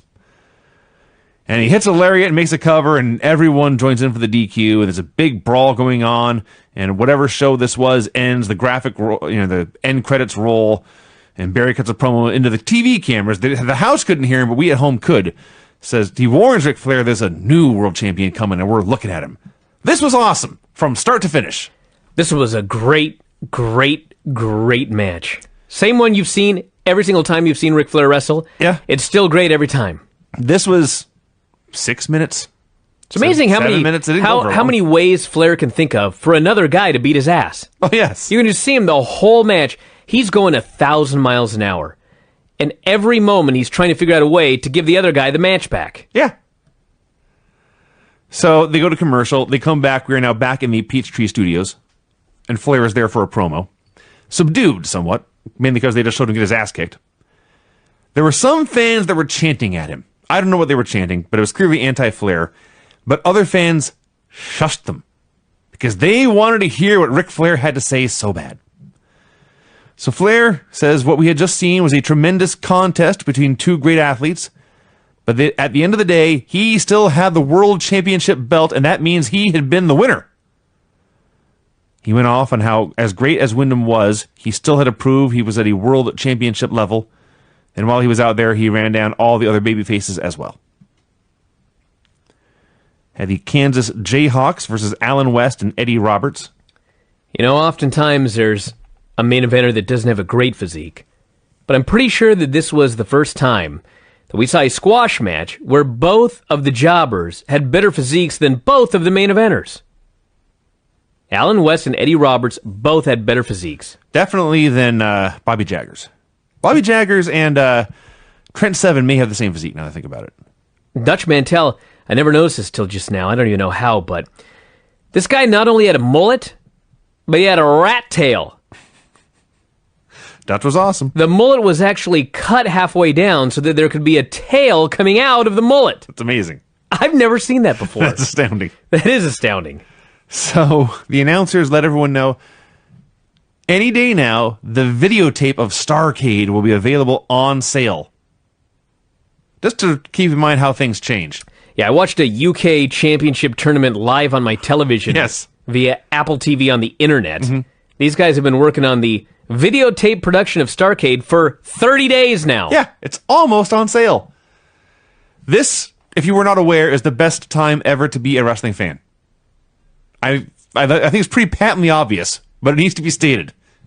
Back in the day, you had to wait 30 days to purchase Starrcade 86 on VHS and then wait for it to get shipped back to you.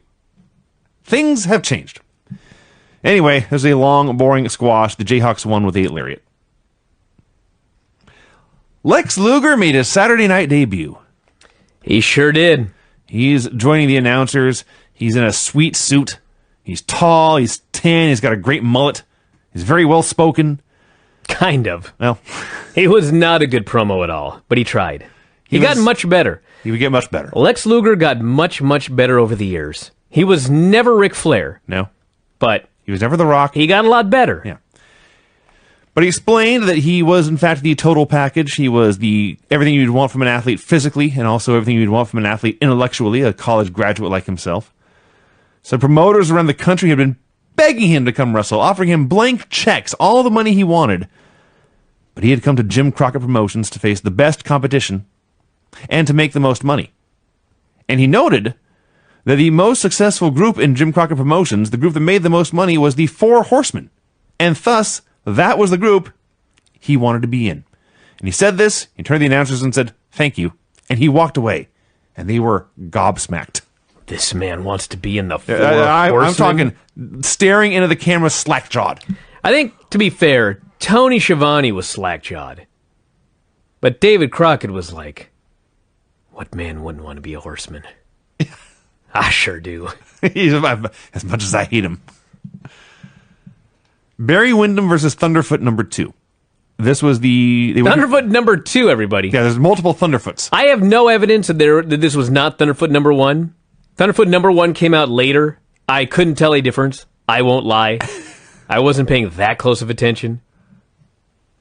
So Barry is wrestling this match. The announcers are still talking about Lex wanting to be a horseman, noting that Lex and Barry had been wrestling in Florida. They knew each other well. So Barry wins this match with a lariat, and as they're showing the replay, you hear his voice. He's at the announce desk. He says, gentlemen, I'm sorry. I know I'm not supposed to be here. I know this isn't my time, but I just have to say, I know Lex Luger. There's no way Lex would really want to be a horseman. I'm going to go talk to him. And he left. Oh, man. Some drama here. They go to commercial, and they come back. Out come J.J. Dillon, the Andersons, and Tully Blanchard for a promo. It's really just Ole Anderson doing the talking.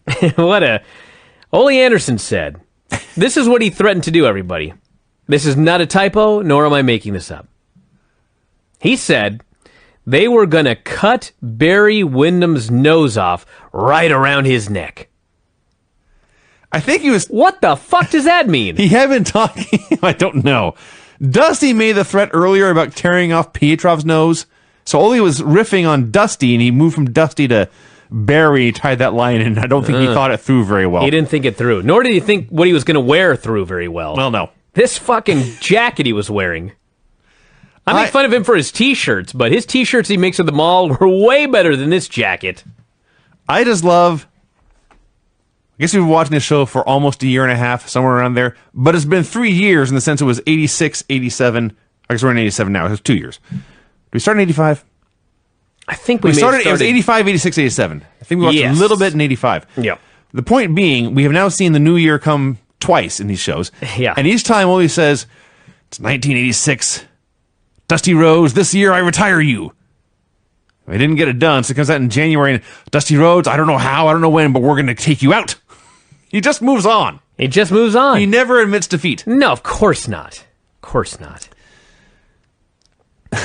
This led to an astounding match. I don't know the genius who put this team together. Dick Murdoch and Baron von Raschke. Captain Redneck teaming with the Evil German as a babyface team. Versus Randy Barber and Gary Royal. You know, I saw Captain Redneck and the Baron. I wrote down, what a superstar team. And then I thought about it, and it was like, what a jobber team. Randy Barber remains maybe the most horrific jobber they have. He's, God bless the guy, he's got nothing going for him. He cannot possibly have been trained. He had to have shown up and said, I have a singlet and boots, and they said, hit the ring. And then we got Gary Royal. And I was looking at him, and I was like, who in the hell does this guy look like? He looks like somebody. And it finally hit me that he is a cross between Jerry the King Lawler and Kenny Bolin. Was he not? Oh, what a creature from hell you have just described. Was he not? I hadn't thought of it, and I had to go back and check. I was going to tell you the time, but I want to kill my own joke. But if you would have seen it, you would have went, oh my God, it is. It's their love child. All I know is the announcer spent this entire match noticing that the Horsemen had nothing to say about Lex Luger. And Baron and Murdoch use a variety of arm holds in these jobbers for a while. And finally, Murdoch goes to pin Randy Barber with a brainbuster. And this is like the second or third week in a row this has happened. When I say these guys aren't trained, when someone gives you a brainbuster or a suplex, part of taking that move, even if the guy's capable of doing it on his own, he's going to grab your left hand and throw it over his head. You take your right hand, you place on his hip so you can post up and help him hold you straight up in the air. These guys have no idea what to do with their free arm. He didn't have that weird Tyrannosaurus arm. There was one guy last year who was like hanging it straight up in the air and then hanging it straight down. This guy just stuck out to the side. It's just out there like a chicken wing. And Murdoch drops him on his head and pins him. I was very impressed with this shoot brainbuster. It may as well have been. Until it was not the best brainbuster later. On the show. Which is interesting, by the way. Two guys doing the same move in the same territory. Yeah. And Garvin has mentioned it at least once. But maybe they're holding off for the Brainbuster versus Brainbuster feud. I can't wait for that one. But because you see... That would actually be an amazing match. Oh, it'd be awesome. Oh, Dick Murdoch and Jimmy Garvin? Good Oh. Dick Murdoch really is. Because it was about the personalities and wins and losses, although on this particular show, obviously the wins and losses were never in doubt. But it's about the personalities and the rivalries and the promos and the championships. There were moves, but because it was not about the moves, it was okay to have two guys doing the same finisher. It wasn't that big a deal. Now, because it's about moves first and foremost, maybe after entrance music, now it's critical. Every guy has to have some move that nobody else does. The other thing here is Captain Redneck hits his brainbuster and they show the replay. And in the background, you can see the Baron. And he's so excited in slow motion. And then when he hits the move, the Baron shakes a fist. And maybe it's because I was doing like Taekwondo and karate from a very young age, but when you make a fist, like if you're going to punch somebody, you take your hand and you curl all your fingers in one knuckle at a time, and then you wrap your thumb over the fingers.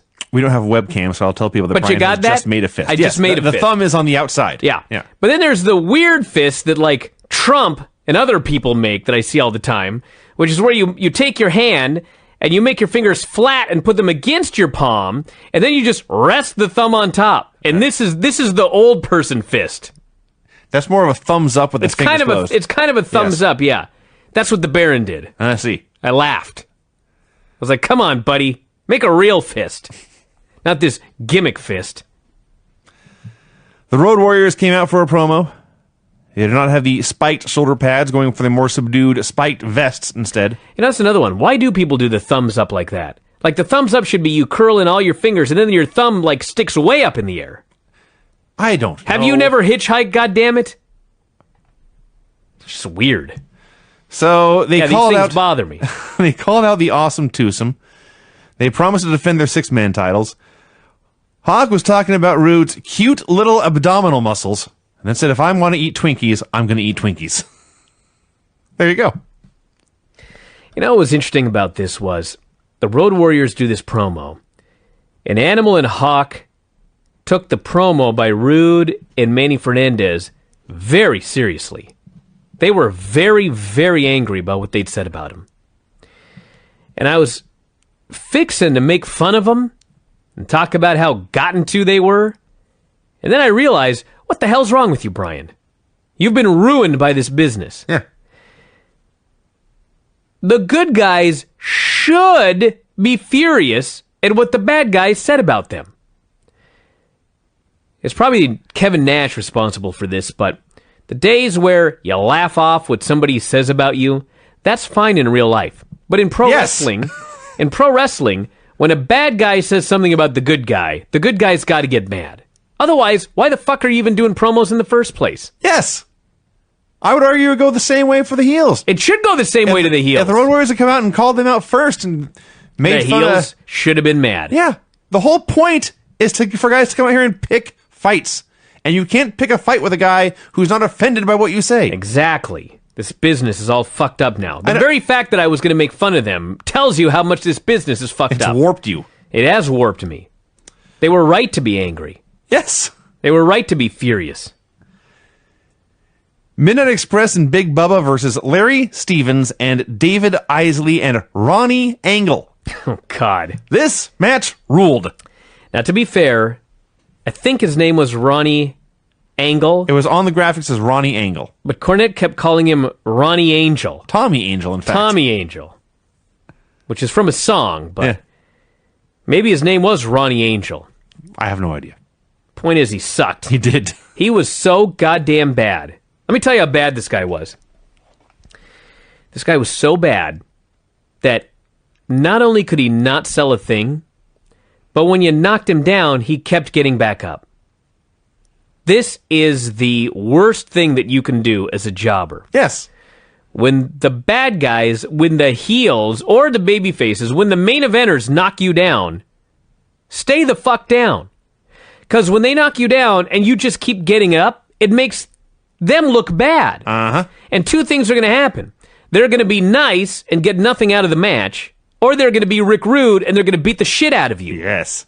This fucking guy, every time they knocked him down, he just got up. I was like, stay down, dude. My favorite was Condrey hit him with the funniest body slam I've seen in a while. I'm not sure I can describe this accurately, but he picks him up for a slam, and it looks like every other body slam you ever saw. And he's holding him sideways, like Mark Henry does with the World's Strongest Slam.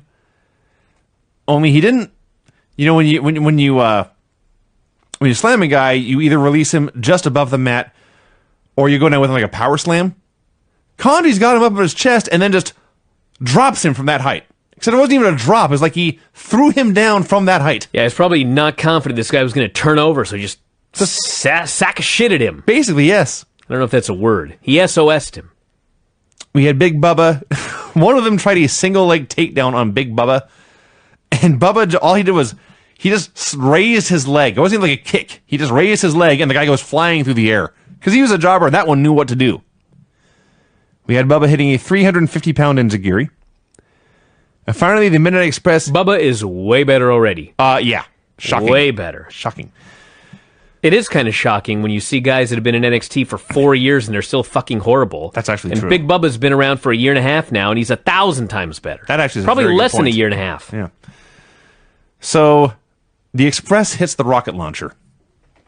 And Bobby Eaton gets up, and he's walking around the ring. And I'm thinking to myself, that's weird. They usually use this as a finish. And then Bobby gets down, and he makes a cover. No. First, he fixed his mullet. He fixes his mullet, walks in a circle for a while. Which is hard to mess up, by the way. If you've ever had a mullet, you can mess it up. But he fixed it anyway. He makes a cover, and the ref counts 2, and Eaton gets up. He doesn't pick the man up. He just lifts himself up. Then he puts a finger on the man's chest, and the ref counts 2, and then Eaton pulls his finger up. And then finally, Eaton puts a finger on the man's face, and the ref counts 3, and the Express win. This match was awesome. Did I mention Well, that? it was funny because he put the finger in the middle of the guy's chest, and the ref starts to count. And then he moved the finger up, which should have broken the count, but the ref counted. And then he moved it one more time, and the ref counted again and just called for the bell. Yes. Like, I'm not doing this 8 fucking times. The match is over. God, this is great. Now, the other thing, I got to talk about this interview segment. Now, I don't know if this is true, because I'm not a cruel bastard.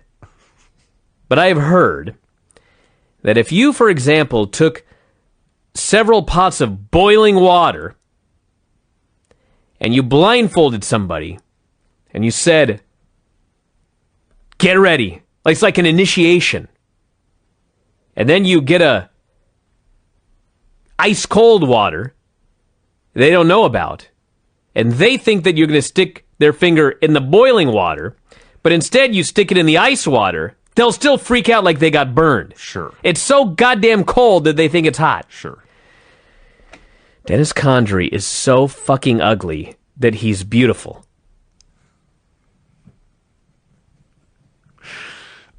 It is amazing. I stand by this. Cornette's out there cutting his usual fiery motor-mouth promo, and his men are just encircling him, all making strange faces. But Condrey was the star of the show, because he's looking into the camera. And as we have discussed, his time in this territory is not long. He's so over it He at this don't point. care. He is looking into the camera. He appears to be in deep thought, stroking his beard.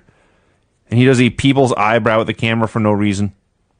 And he rests his chin on his fist, still in thought. And he stands up and I've talked about nobodies in the show quite a bit. Dennis Condrey was not a nobody, but he wasn't a good body either. No. He's hairy. He's whitish. He's got a random horrible tattoo. One ugly tattoo in the middle of his arm. Got a gut. Forehead's all scarred up. Got his beard. Got his mullet. Got the white trash bandana around his neck. And you just can't not look at him. He's just staring at the camera like a creep. It's so awesome. Yeah. He's so hideous. He is uglier than every one of Los Guapos, who made a career out of being ugly. Yeah. I have no idea. Oh, I think, by the way, in here... all you need to know is Cornette was on fire. Cornette was hyping up the upcoming Big Bubba Dusty Rhodes Bunkhouse Championship match. At the very end here, I believe Condrey tore off a piece of the format and ate it. Why not? Because he's Dennis Condrey. Ivan Koloff and Vladimir Pietrov came out for a promo. They said nothing, and this led to Vladimir Pietrov versus Zane Smith. The key is they believe that Nikita is now too comfortably American, and Vladimir needs to take him back to the old country. Which, when you watch him wrestle, that's bound to happen. He mistimed everything in this match. Listen. Last week, I stated that Vladimir Pietrov was the worst wrestler I've ever seen. So I had low standards going in for this match. Now, are you counting, like, the Survivor chick? No. Okay. Like an actual wrestler. People who attempted to make a full-time career out of this. Not the random celebrity encounters. I'm sure if I went back and watched Charmel and Jenna again, it would be worse than Vladimir Pietrov. But I'm not sure, actually. I am not sure. Vladimir Pietrov... First of all, Zane's just as bad as Vladimir Pietrov, so this did not help. Vladimir is big... And he goes for the gut-wrench backbreaker that 1,000 guys have used, such as Bret Hart comes to mind. There's a million other guys who've done this move. So he picks this man up, and he's standing there. You won't believe me. None of you will believe me when I tell you this. You'll think I'm joking or that I made a mistake. I saw it, and I still can't believe it. This move is impossible to mess up. You can't. No, I couldn't. Gravity makes it impossible to fuck this up, and I'm still not sure how he fucked it up, but he did. On rare occasions when I wrestled, I would do this move where you drop him and then stand back up and drop him again. Okay? And I sucked, but I could do this, and I could do an advanced version of this move he tried. And I wasn't as big as Vladimir Pietrov. Vladimir Pietrov lifts this man up with a gut wrench. He's got one arm around the man's waist. He's got his left arm around the man's leg. And he's about to drop the small of his back across his own knee. And then he tried to drop him across both knees. It didn't work. It didn't work. It's not only that. It's the timing. It's like you lift them up, and then you bring them down. But he was like lifting the guy, and then he let go of him as he was still going up, and the guy went down while he was going up. Then the guy landed, and then he kept going down. I can't even describe it, except... It was an impossibility that he pulled off. So Pietrov then won with the flying hammer, which appeared to kill the man, because as they were doing a promo afterwards, they had the referee and geeks trying to scrape him off the mat and get him out of the ring. Yeah, they had wrestlers come out to help Smith afterwards, when they should have come out before the match to help Pietrov. So they went to commercial. Dylan came out for another promo. He said the Four Horsemen were the dominant group in wrestling. Talked for a long time about how great they were, all the championships they won, all the money they had. And he got hundreds of calls a week from people who wanted to be horsemen. He didn't have time for any of that, and they were not looking for expansion. But he had to admit, his ears had perked up when Luger had mentioned his desire to join the group, and he was out here to get a closer look at the man. So he was out there to watch Lex Luger versus George South. Luger was a billion times better than Vladimir Pietrov. Oh my God. But he was still very wooden. He had an A-plus physique, of course. A lot smaller than the 90s. He was very, very lean and probably, I'd say, 25 pounds lighter. As he removed his robe and showed off his physique, they cut to two women in the crowd with horrifying makeup, who I believe were supposed to be lusting after him. You can see this all for yourself. It is currently the GIF of the week at WrestleCrap. So you load that up and get an eyeful for yourself. So this match went like a minute. It was mostly forearms to the back, and then Lex won with a torture rack and flexed his pecs. Let's talk about the real notable thing about this match. It went a minute. Yes. It was a lot of forearms. Yes. It was one rack. Yes. They go to interview Luger. He's near death. I've never seen a man this blown up in a promo. Ever. He was gasping for breath. I don't know if perhaps it was nerves. Vladimir Pietrov isn't breathing this hard after his matches. And trust me, he expends a lot more energy.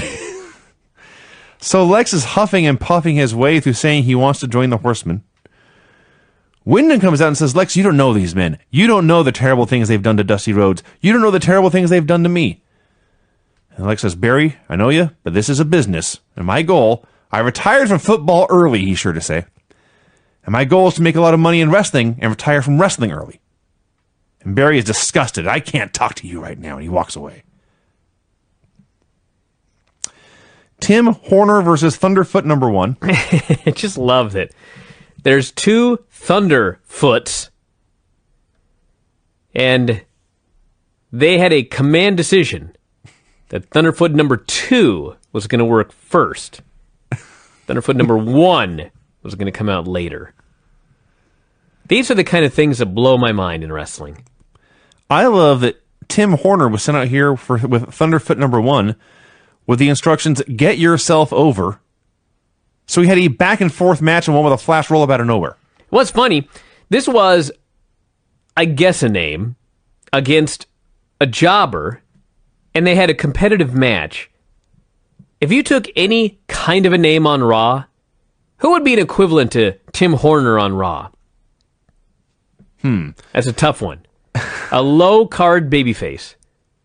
I had to look at the Raw roster, actually. Anyway, imagine that guy. Truth. All right, imagine R-Truth versus random Carolina jobber for 5 minutes on TV in a competitive match. Yes. Imagine the crowd reaction. This fucking crowd's going crazy. Sure. They loved this match. They were in every moment of it. So he won with the O'Connor roll. At this point, I wrote down, the cure for Tim Horner is Jimmy Valiant coming out for a promo. This was where I wrote, this show is so fun. Yes. And I thought, this is the kind of thing that the UK Championship tournament was missing. Jimmy Valiant. Oh, it sure was. All shows are missing Jimmy Valiant. He had nothing to say. He just came out to have fun. He plugged nothing. He said he wanted to give Tony the key to New York City, but he forgot it. All he had was his house key. I can't believe he has a house. I was sure he lived in a bus. I'm sure he meant trailer. So he asked the people to come out and support him because he loved them all. He assaulted Tony Schiavone, had his way with him, and that was that. And Tony's like, can we get our ass to the ring, please? He actually outright said, please go to the ring. I loved it. Jimmy Garvin versus Bill Mulkey. So we've mentioned Jimmy's a great promo and a great act and a pretty dull wrestler. This is one of his better squashes, even before the finish. He's out there perhaps emulating his brother Ronnie. He's showing off what great punches he has. And he'll punch the man, the Mulkey will go down, and Jimmy will celebrate, and they'll do that for a while. And he fucks with him, so he holds him there so Precious can tell him what a piece of trash he is. And eventually it is time for the finish. And as we mentioned, Jimmy Garvin's finish is the same finish Dick Murdoch uses, the Brainbuster. Yeah. But they do it very differently. Dick Murdoch does a delayed suplex, holds the guy up there about 5-6 seconds, and then falls to his back and drops the guy in his head. Garvin lifts the man up, sits straight down on his own ass, drops the guy on his head and pinned him. But it's more of a fast move. Well, this time apparently he wanted to stress the difference. Because he hooks him for a suplex. He lifts the guy up, and as they're going up, everything looks normal. And then when it comes time to drop him, Garvin dropped this man at supersonic speed down to the mat. Just up, down you're dead. Sometimes the guy goes up, and he's kind of a little bit arched, and he comes down on his shoulders, and then he folds to the mat. Sometimes the guy goes up, and you drop him, but his feet go on the other side. So it's like he's starting a backward roll or something like that. I have seen Austin Aries, Tenryu, Benoit, Guerrero, Dick Murdoch. Who else has done brainbusters? Takamichi Noku. Point of this is, I never in my life saw a better brainbuster than the one that I saw Jimmy fucking Garvin do on this Mulkey. It's not easy to rewind on this Apple TV. Boy, did I rewind. I was in another room, basically, and I saw it from a mile away, and I screamed at the top of my lungs. I got a sleeping child, didn't matter. I screamed. I said, oh my God, we got to watch that again. Went and watched it again. It was even better the second time. He went straight up and straight down. You know what the best part was? I bet that Mulkey didn't even feel it. I bet not. It was awesome. It was great. Brad Armstrong versus Vernon Deaton. This was so bad it was fun. First of all, you've got Brad apparently shooting on him with the worst half Nelson you ever saw. This failed to get a win. So he goes to pick the guy up and hit a drop kick. If you've ever seen almost any match ever, you've seen a man grab his opponent by the head, pull him to his feet, hit a standing drop kick. Well, Deaton never got to his feet. Deaton never got off his knees.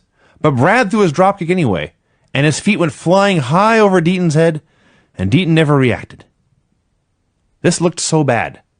This was such amateur hour, first match of your career indie bullshit. Armstrong won with a leg sweep. You know, I wonder if there's something about having to work with absolutely terrible people that makes you a much, much better worker. Granted, you got to go in there with people who really know what they're doing to really learn how to work. But there's something to be said for working with somebody so bad that you constantly have to try to fix the fucking match when it falls apart. That's true. And there was a lot of that in these jobber matches on this show here. The Superpowers came out for a promo. I don't know if I'm getting worse or Nikita's getting worse, but I have no idea what he said here. I think you're getting worse. Tell me what Nikita said then. He said he'd take on anybody, including Luger or Vladimir Pietrov. I see. Bring it on. He'll defend his title.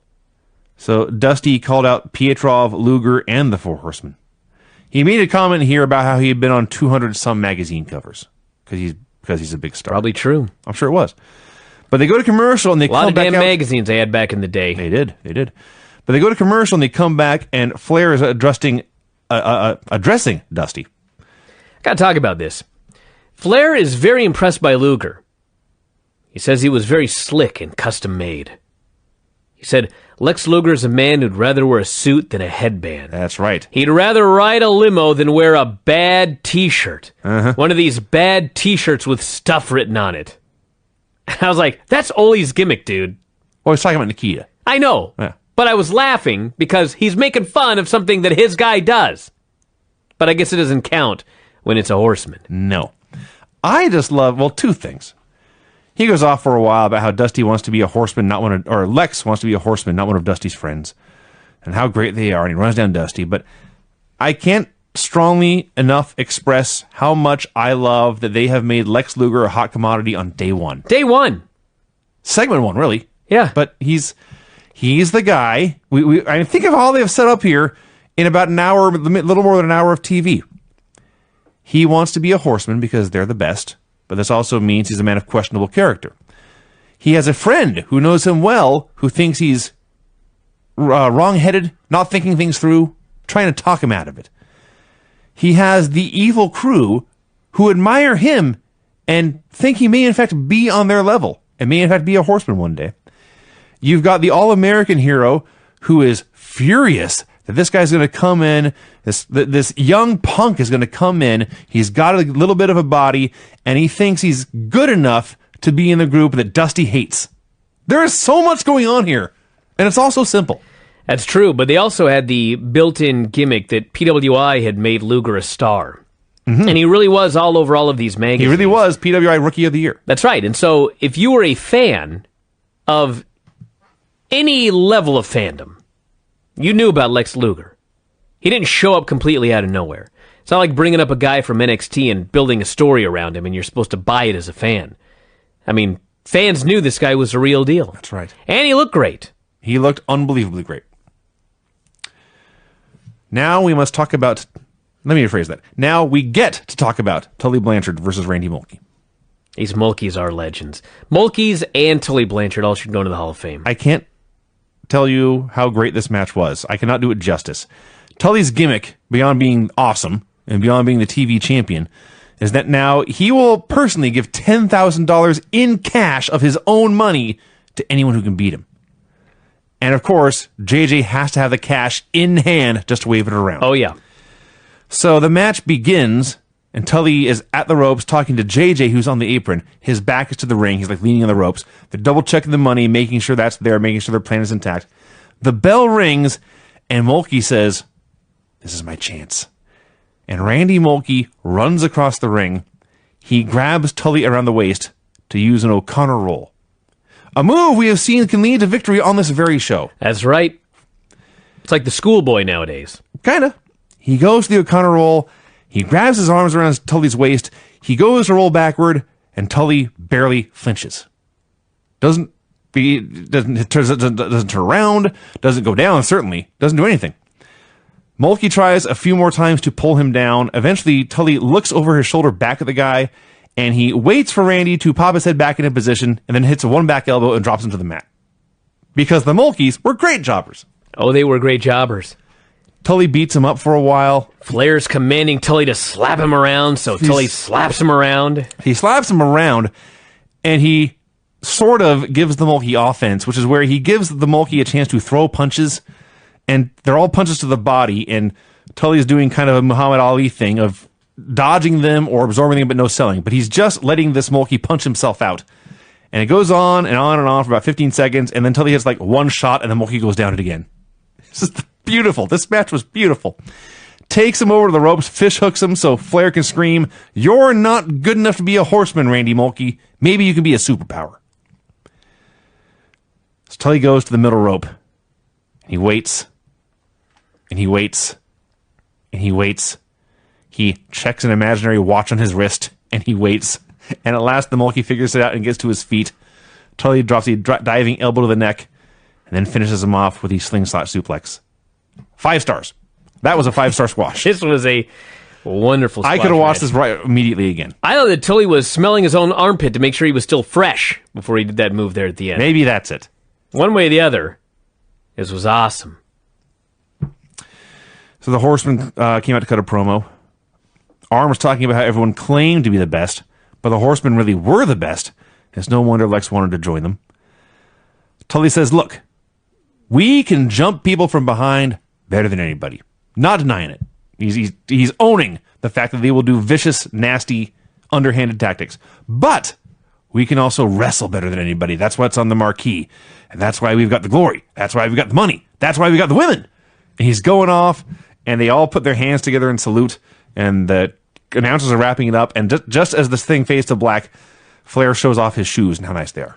And they all laugh and cackle. They're all so happy. And the show ends, and you're just thinking, well, of course Lex Luger wants to be a horseman. Oh, hell yes. This is the coolest group of guys ever. Yeah. God, this show was awesome. The show was so awesome. It was so fun. There was virtually no good wrestling whatsoever. How dare But this you? is proof that you don't need a lot of good wrestling to No. have a great show. No. And even the bad wrestling was fun. That's the key. There was no boring wrestling on the show. There was no... There was no... There was a little boring wrestling. Yeah, Let's not lie. But by and large, there were no 8-minute matches that seemed like the same match 5 times in a row. No. Like you see on Raw. This was a beautiful wrestling, a professional wrestling television studio show. You know what? For what it was, this show was great. Yeah. That's This was what I'm not- saying. It wasn't Wrestle Kingdom. No, if It you wasn't- if you listen to this show every week, and for some reason you don't actually go back and watch these shows, listen to me. Go back 30 years ago this week. It's like January 17 of 1987, I think is the date of the show. Is that right? January 17, 87? Let me double check that. Go back to the network 11787. and watch this show. And then you will be a follower of this program for life. Because it's such a great show. All right, everybody, that's it. So let's get funky like a monkey. Yeah. That's great. All right, NWA Championship Wrestling from January 24th, 1987. So listen, now that I've cleared my throat, I can concentrate again. So earlier, we warned everybody that there was going to be a mullet that we were going to talk about tonight that would make Ultimo Guerrero's mullet pale in comparison. Now, it was not the mullet that Tony Schiavone was sporting here on this show. Tony Schiavone, did he always have a mullet? Sometimes. I mean, he had to have, because you can't just grow a mullet overnight. that's true. His mullet was markedly different this week than it was on the show last week. Well, he had a mullet, which is not, I don't think it was new. But what was new about it, which made you take notice, is that the top part of his hair, the top part of his head, it was like parted down the middle, but the part in the very middle was spiked up like a mohawk. It was a well-groomed mullet. No. Yeah, it actually was. This cannot have been his intention to look this way. No, it had to have been. Somebody went and he got all done up for this television show. Someone parted down his hair in the You know who he in the looked middle. like? He looked like the Red Rooster That's without exactly the red... what I was going to say. He just forgot to dye the hair. He forgot the what's the thing called on the top of the cock? You know what I'm talking about? That red thing? You should see a doctor. Now, all right. With that said, I got one other thing I have to say. Before you came over, we had the TV on, just on some random channel. I don't know what we'd been watching, the news or something. And on TV is the movie Pretty Woman, which came out in 1990. All right. Which means it was probably filmed in about 1988, and the story was probably written before that. Mm-hmm. So even though the movie came out in 1990, the movie was such an 80s movie. Yes. It was just pure 80s. Materialism, the whole 9 yards. And man, I watched that movie and then I watched this show. I don't know. It's just like, goddamn, I lived through that. Yeah. That was just fucked up. This whole decade of the 80s is just so crazy. And I watch it now, and Flair's out there, and Luger's out there talking about how he wants money and this money lifestyle. And J.J. Dillon's walking around with $10,000 cash. It's all about the money and the suits. And man, what a lesson I got here about a time in my life. The catchphrase of the 80s was, greed is good. Dude, I didn't know anything about greed at that age. I was like... everyone else did. I was between 10 and 15 years old. I guess between 5 and 15, but, you know. Who cares? God, this movie, I'm not going to do a movie review, but I was just watching it, and I just couldn't take my eyes off the screen. Well, I just couldn't believe this movie. She's a good-looking woman. Not just that. Just everything about it was just... It just blew my mind. Maybe all movies are like that. I don't watch a lot of movies. If you went back and watched Shaft, you'd be amazed by the 70s. Sure. Or Kramer versus Kramer is another one. Yes. Fashions change, attitudes change, and when you go back and look at what was accepted then, it blows your mind. When we were on our honeymoon, we watched a movie called The Quiet Man, which is available in the hotel room because it was filmed in that area. So I think there's a copy in every room, I think. It's a John Wayne movie. And the climax of this movie is John Wayne, his wife tries to leave him, and he physically goes to the train station and grabs her and drags her back through town to their house. And this draws a crowd, and it's meant to be played for comedy. And the whole town comes out to watch, and the crowd is growing and growing and growing. And as John Wayne is dragging his wife through the field back to their house, an old woman runs up, hands him a stick, and says, "Here is a stick to beat her with." Wow. And I screamed. Vinny, that's the way things used to be back in the day. Apparently. The other thing is, there's a scene where he wants to hire her for a week. Mm-hmm. A prostitute. Yeah. And she says, well, you know, it's going to cost you, because she knows he's got money. All right. Because there's so many things I could do a full review here. Go for it. But I mean, she's a worker. Yes. They're both workers. Yes. That's what they both determine. Uh-huh. So anyway, she's saying it's going to cost you, because, you know, he's the mark.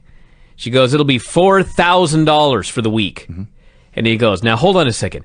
It's $300 a night. $2,000. And then they barter back and forth, and they agree on $3,000. And I just remember watching and going, $300? I'm in the wrong town. Or I would have been in the wrong town 10 years ago. Anyway. What would you think would be reasonable The fare? reason I really thought about it was... What's your standard offer? No, the reason I really thought about it was, I thought $300, what would that be worth today?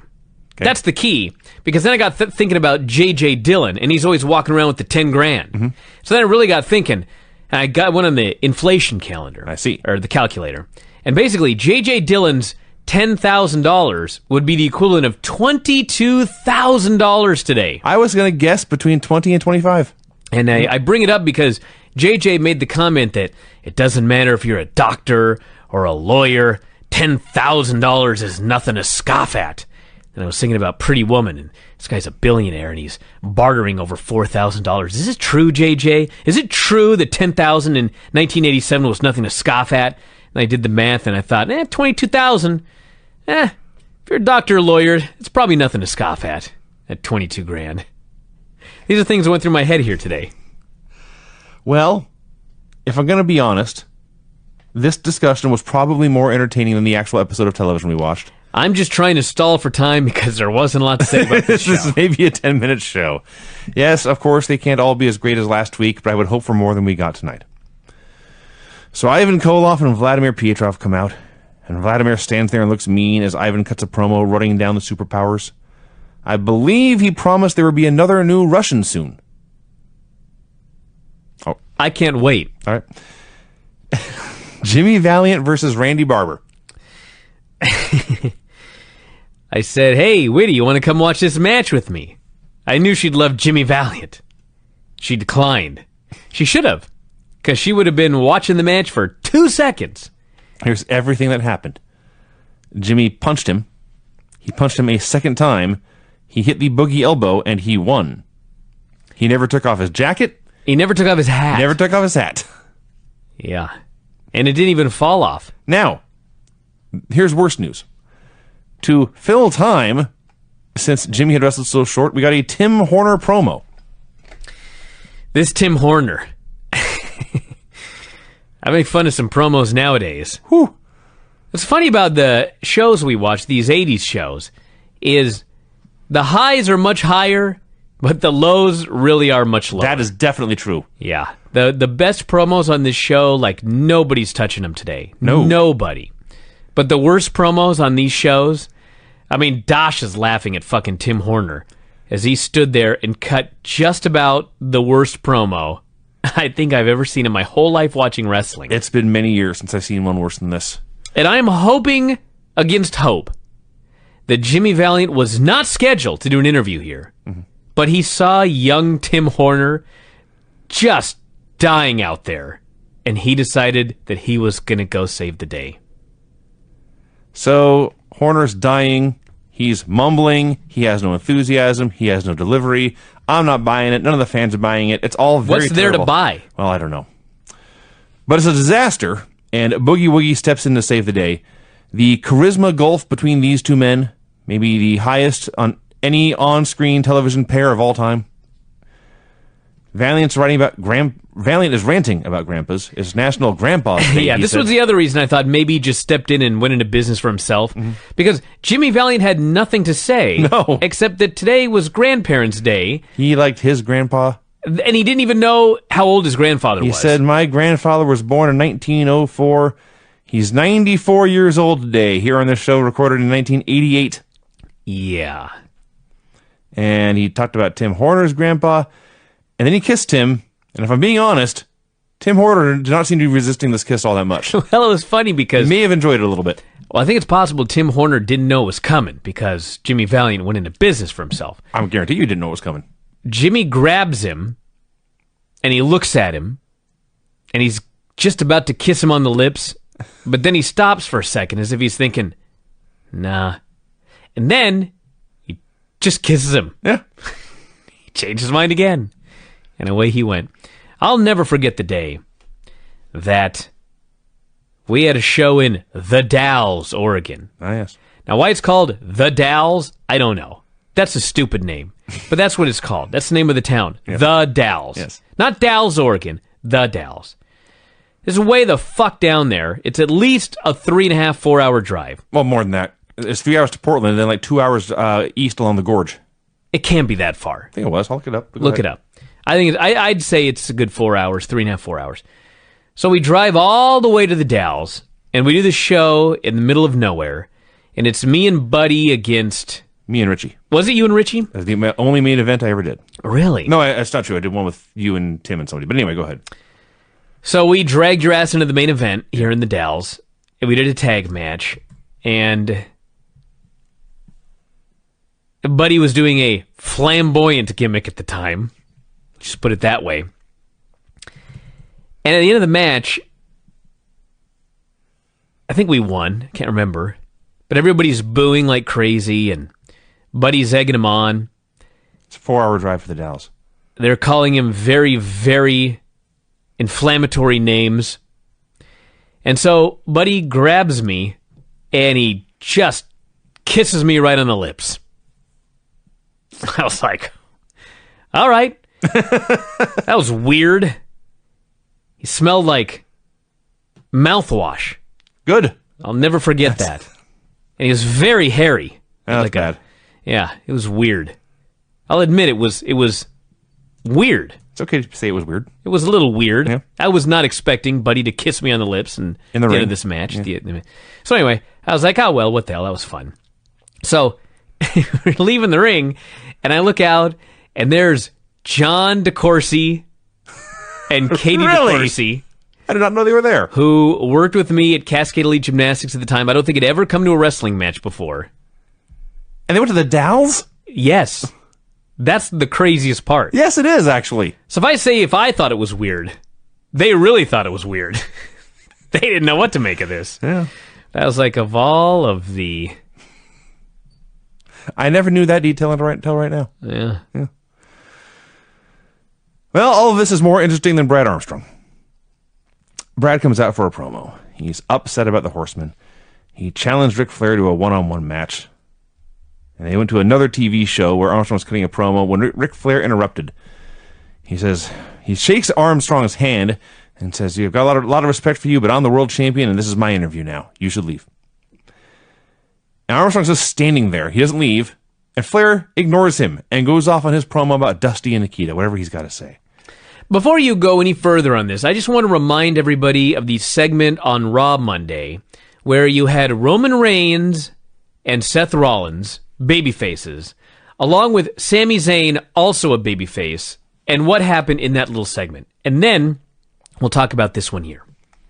All right, so Flair's cutting this promo on Dusty and Nikita. And finally, Armstrong interrupts and says, "Hey, this is my interview time. They asked me to be out here. And I'll be the first to admit I can't go word for word with you here on this set, but if we get in that ring, I can go move for move for you, so let's go have a match." Flair totally ignores him. He just keeps talking about Nikita and Dusty. Armstrong's danger's getting up. His fists are on his hips, his elbows are sticking out, his head's all bent over, and suddenly the four horsemen just say, "Well, let's cut to the chase." And they run out and they beat the crap out of him. And it's a 4-on-1 beatdown, and they drop his leg across a chair. And the Rock and Rolls and Dusty and Barry Windham all arrive to chase him away. This was like so awesome. I just thought of Sami Zayn, and granted, it was a babyface and two other babyfaces. But man, he's just, first off, he's the worst babyface you've ever seen. You want to punch him, Sami Zayn. Yeah. And then the other two babyfaces just treat him like an absolute nothing geek and walk off on him. And he just stands there like a sad puppy dog. Yeah. I'm like, God, who could possibly ever cheer for this guy? And then you've got this segment where the story is Brad had interview time, and this fucker, Ric Flair, decided to go in and just walk all over him because he's a star, and he doesn't think that Brad is a star. Mm-hmm. And instead of just taking it, Brad's like, "Dude, this is my time, so get the hell out of here." Flair's response is to ignore him because he's a jabroni, but fucking Brad ain't taking it, and he stands up for himself. Yes. And finally, it takes 4 dudes to run in and beat him up. Yeah. It was so good. It was so good. Like, you so got behind Brad Armstrong. And trust me, on this show, I don't get behind Brad Armstrong a lot. No. We would not later. Oh, my God. Still the wackiest team of all time, Dick Murdoch and Baron von Raschke versus Brody, Chase, and Larry Stevens. Another week, another geek who has no idea what to do with his free arm when he's taking a brainbuster. It's Larry Stevens, and Murdoch lifts him up with his brainbuster, and he's hanging up there, and Stevens' arm is just hanging loose, pointing down at the mat. And 2 or 3 seconds go by, and he says, "Well, maybe I should hold my arm out to the side and chicken wing it." So he does this, and then Murdoch drops him on his head. I got a question, though. Where do you put your arm, Vinny? Put it on the guy's hip, push yourself up. No, but once you're in the air, then what do you do with it? Same spot. When you're just hanging Listen, out. I guarantee you, if I go back and watch 10 million delayed Davey Boy Smith suplexes, I will never see a guy not know what to do with his arm. It'll be somewhere. Well, I'm just thinking because you think of all those suplexes where you hold the guy up and he is like, he's just straightening his legs perfectly straight, upside down. And it's like, okay, if someone was suplexing you in real life, why would you do that? And the alternative is to do what Mr. Kennedy did and kick his legs and swing his arms and then make the move impossible to execute. Yes. It's just a weird move to hold a man up there like that, upside down. Did you ever see Blade 2? Are you kidding me? Well, what it's a relevant. stupid question. It's a fun movie. But there's a scene at the end where it's Blade kicking ass against guys. They may have been vampires. I forget that part. But he's using round kicks and punches and throws, and it's all very cool. And then the last guy, he grabs him and does a delayed vertical suplex. It's so lame. This awesome fight scene, and then that move at the end. I don't vote to retire it, but there's so many cool suplexes today that the delayed suplex, I don't know.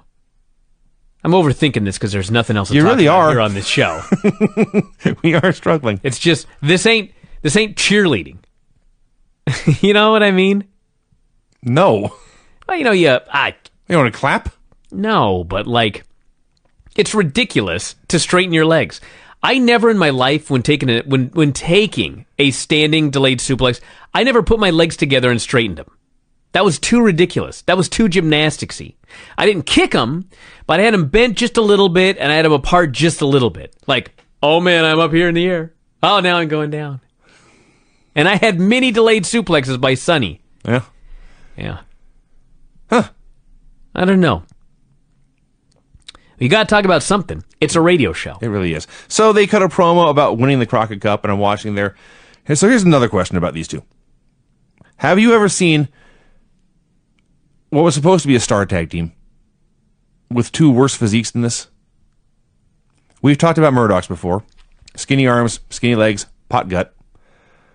Baron had the, aging wrestler gimmick. What about the headhunters? Does that not count? Because they're just different kind of. Because they're spectacularly fat. Yes. Murdoch just has skinny arms and legs and a big gut. Baron had the old wrestler physique where it looks like he's starting to melt. And he was also hairy. I don't think he was very old either. Probably not. I don't know how old. I'll bet mid-40s. Yeah. We actually talked about it on the show, which is, watch me be totally wrong. We talked about Baron's age on the show? Yeah. Baron von Raschke was born in 1940. So he would have been 48. So he'd been 47. Oh, yeah, 47. God damn it.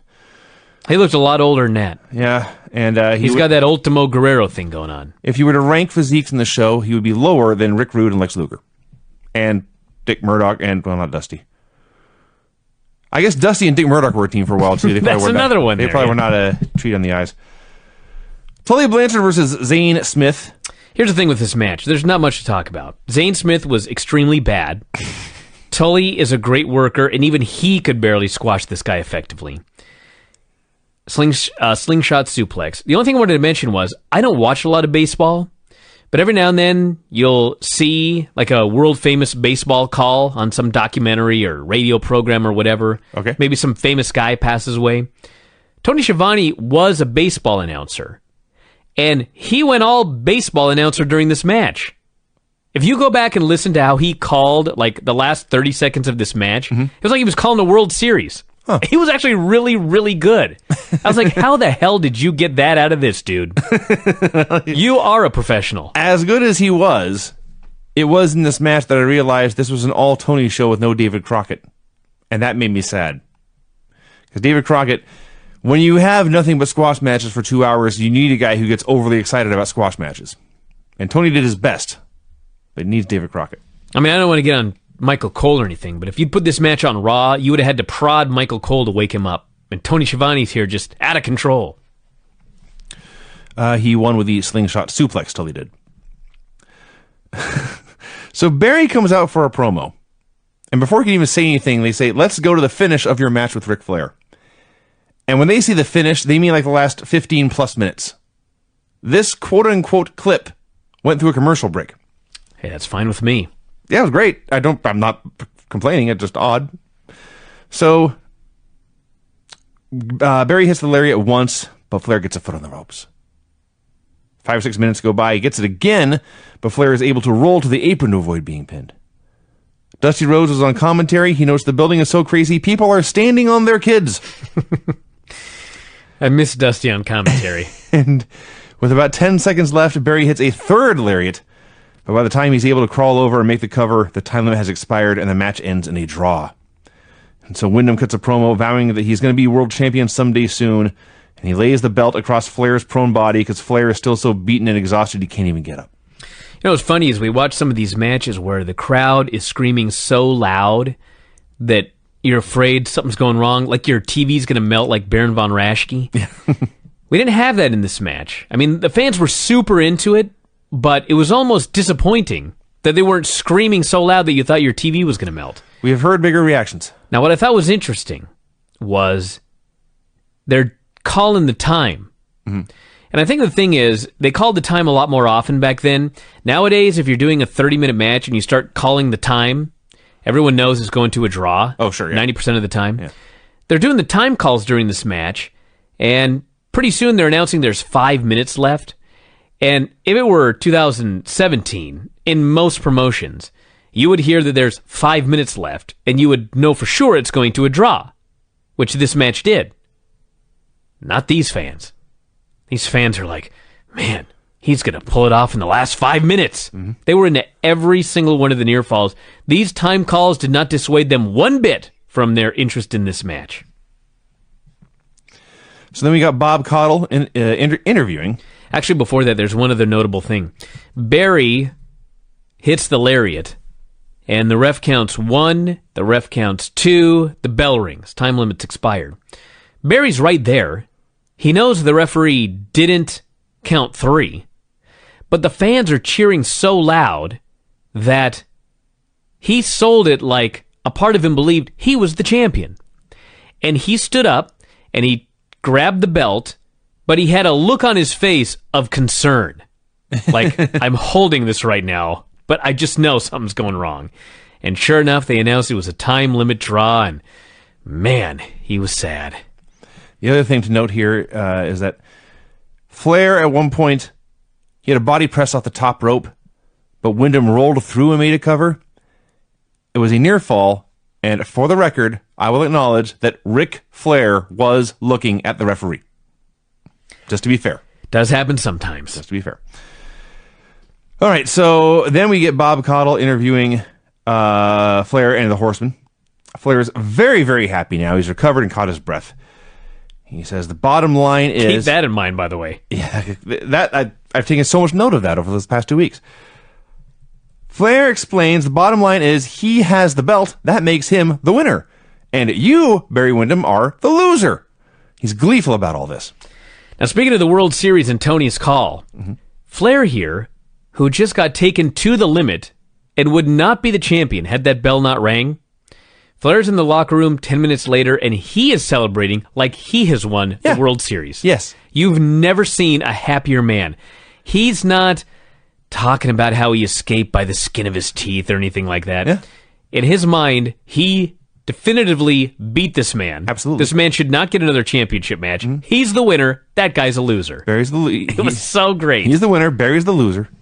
He says, I got 50 women outside my locker room. Wyndham, you are all alone in the loser's locker room. The Horsemen are all happy. So then we go back to the Peachtree Studios, where Shivani finally interviews Wyndham, who apparently had just been standing around for this whole half-hour time frame. And basically all he said was that someday he would be world champ. Flair's days as champion are numbered. Mm-hmm. J.J. Dillon, Tully Blanchard, and Arn Anderson came out for a promo. Notable is that all the Horsemen were on this show talking, except Ole. So Dillon says Flair is the cornerstone of the Horsemen as the World Heavyweight Champion. And the Arn Andersons are the best tag team in the world, whether they have the belts or not. And as for Tully Blanchard, besides being the World Television Champion, he is also the only guy who is man enough to put $10,000 of his own money at stake in every match. 22 grand today. Yeah. And Tully is talking about how great the Horsemen are, and Dillon repeats their claim. If you've never seen the show, where they're doing these promos, they're about 15 feet away from the ring. And so Dillon looks up to the ring, and in the ring we see Lex Luger watching this promo intently, and Dillon just says, we are still not looking to expand. The Horsemen leave. So we get Lex Luger versus Randy Mulkey. All right, I'm going to let you go into the details in a moment, but the overall story of this match is Luger has a match that goes maybe 2 minutes. Very charitable. He goes back to the booth, and he is gasping for air. He can barely breathe as he attempts to cut his promo. Now, this happened last week. So, he's gasping, he's wheezing, and finally out comes Barry Windham. Barry Windham now does a long promo talking about Luger and the Horsemen and making mistakes. He agrees not to come out again, etc., etc. So he does this whole spiel, and they go back to Luger for his comment, and he's still fucking blown up. Yeah.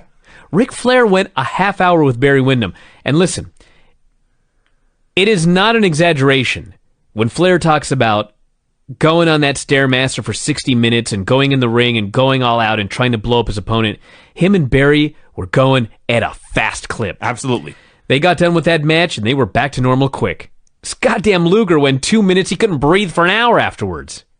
He was so tired. It's astonishing. It's mind-blowing.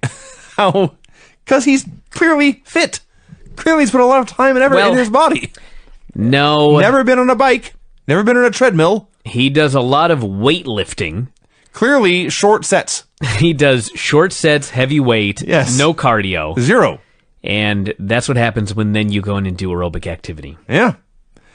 It takes a lot of blood to feed them muscles. I mean, I've seen a lot of air. I've seen a lot of wrestlers of a lot of quality on a lot of shows. I've seen a lot of out-of-shape guys do matches and then do promos, and none of them are struggling like this. No, I don't actually, honest to God, think I've ever seen anyone get so tired after such a short match and still be so tired 5 minutes into an interview segment. So, as for the match, the highlight is Lex does a clean break on the very first lockup, pushes him to the corner, and he raises his hands in the air and takes a few steps backwards, and Randy Mulkey's eyes drift to Lex's chiseled abs, and he knows he is doomed. You can just see the life fade out of his face. Because before that, he thought, I can get this guy. But then he saw I abs. can catch him. Oh, no, he does crunches. Now I'm fucked. So then they did another clean break, but Randy tried a cheap shot because he knew he couldn't defeat a man with abs like this fair and square. Well, it turns out he can't defeat him with cheap shots either, and Lex killed him and power slammed him and put him in the rack and won. And then we have the interview segment where Lex says he was able to get it out, but it was a struggle. Talking about how his phone's blowing up, much like himself. Not just with wrestling promoters, but Hollywood types. He was sure to say that he is already a rich man and he's always made great money, but he wants more. He wants the Horsemen and their lifestyle. And Barry comes out. How many times have we seen two guys get in a fight on Raw, and the same two guys come out the next week in the opening segment on Raw, and there's no explanation for why they have not spoken in 7 days since? All the time. First thing Barry says is, I've been calling you every day, leaving messages on your phone, and you refuse to call me back. It's not hard.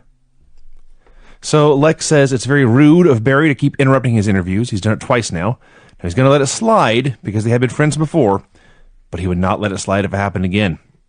And Barry says, all right, Lex, I won't interrupt your promos anymore, but I'll let you know, if you join the Horsemen, then someday you're going to be looking across the ring at me.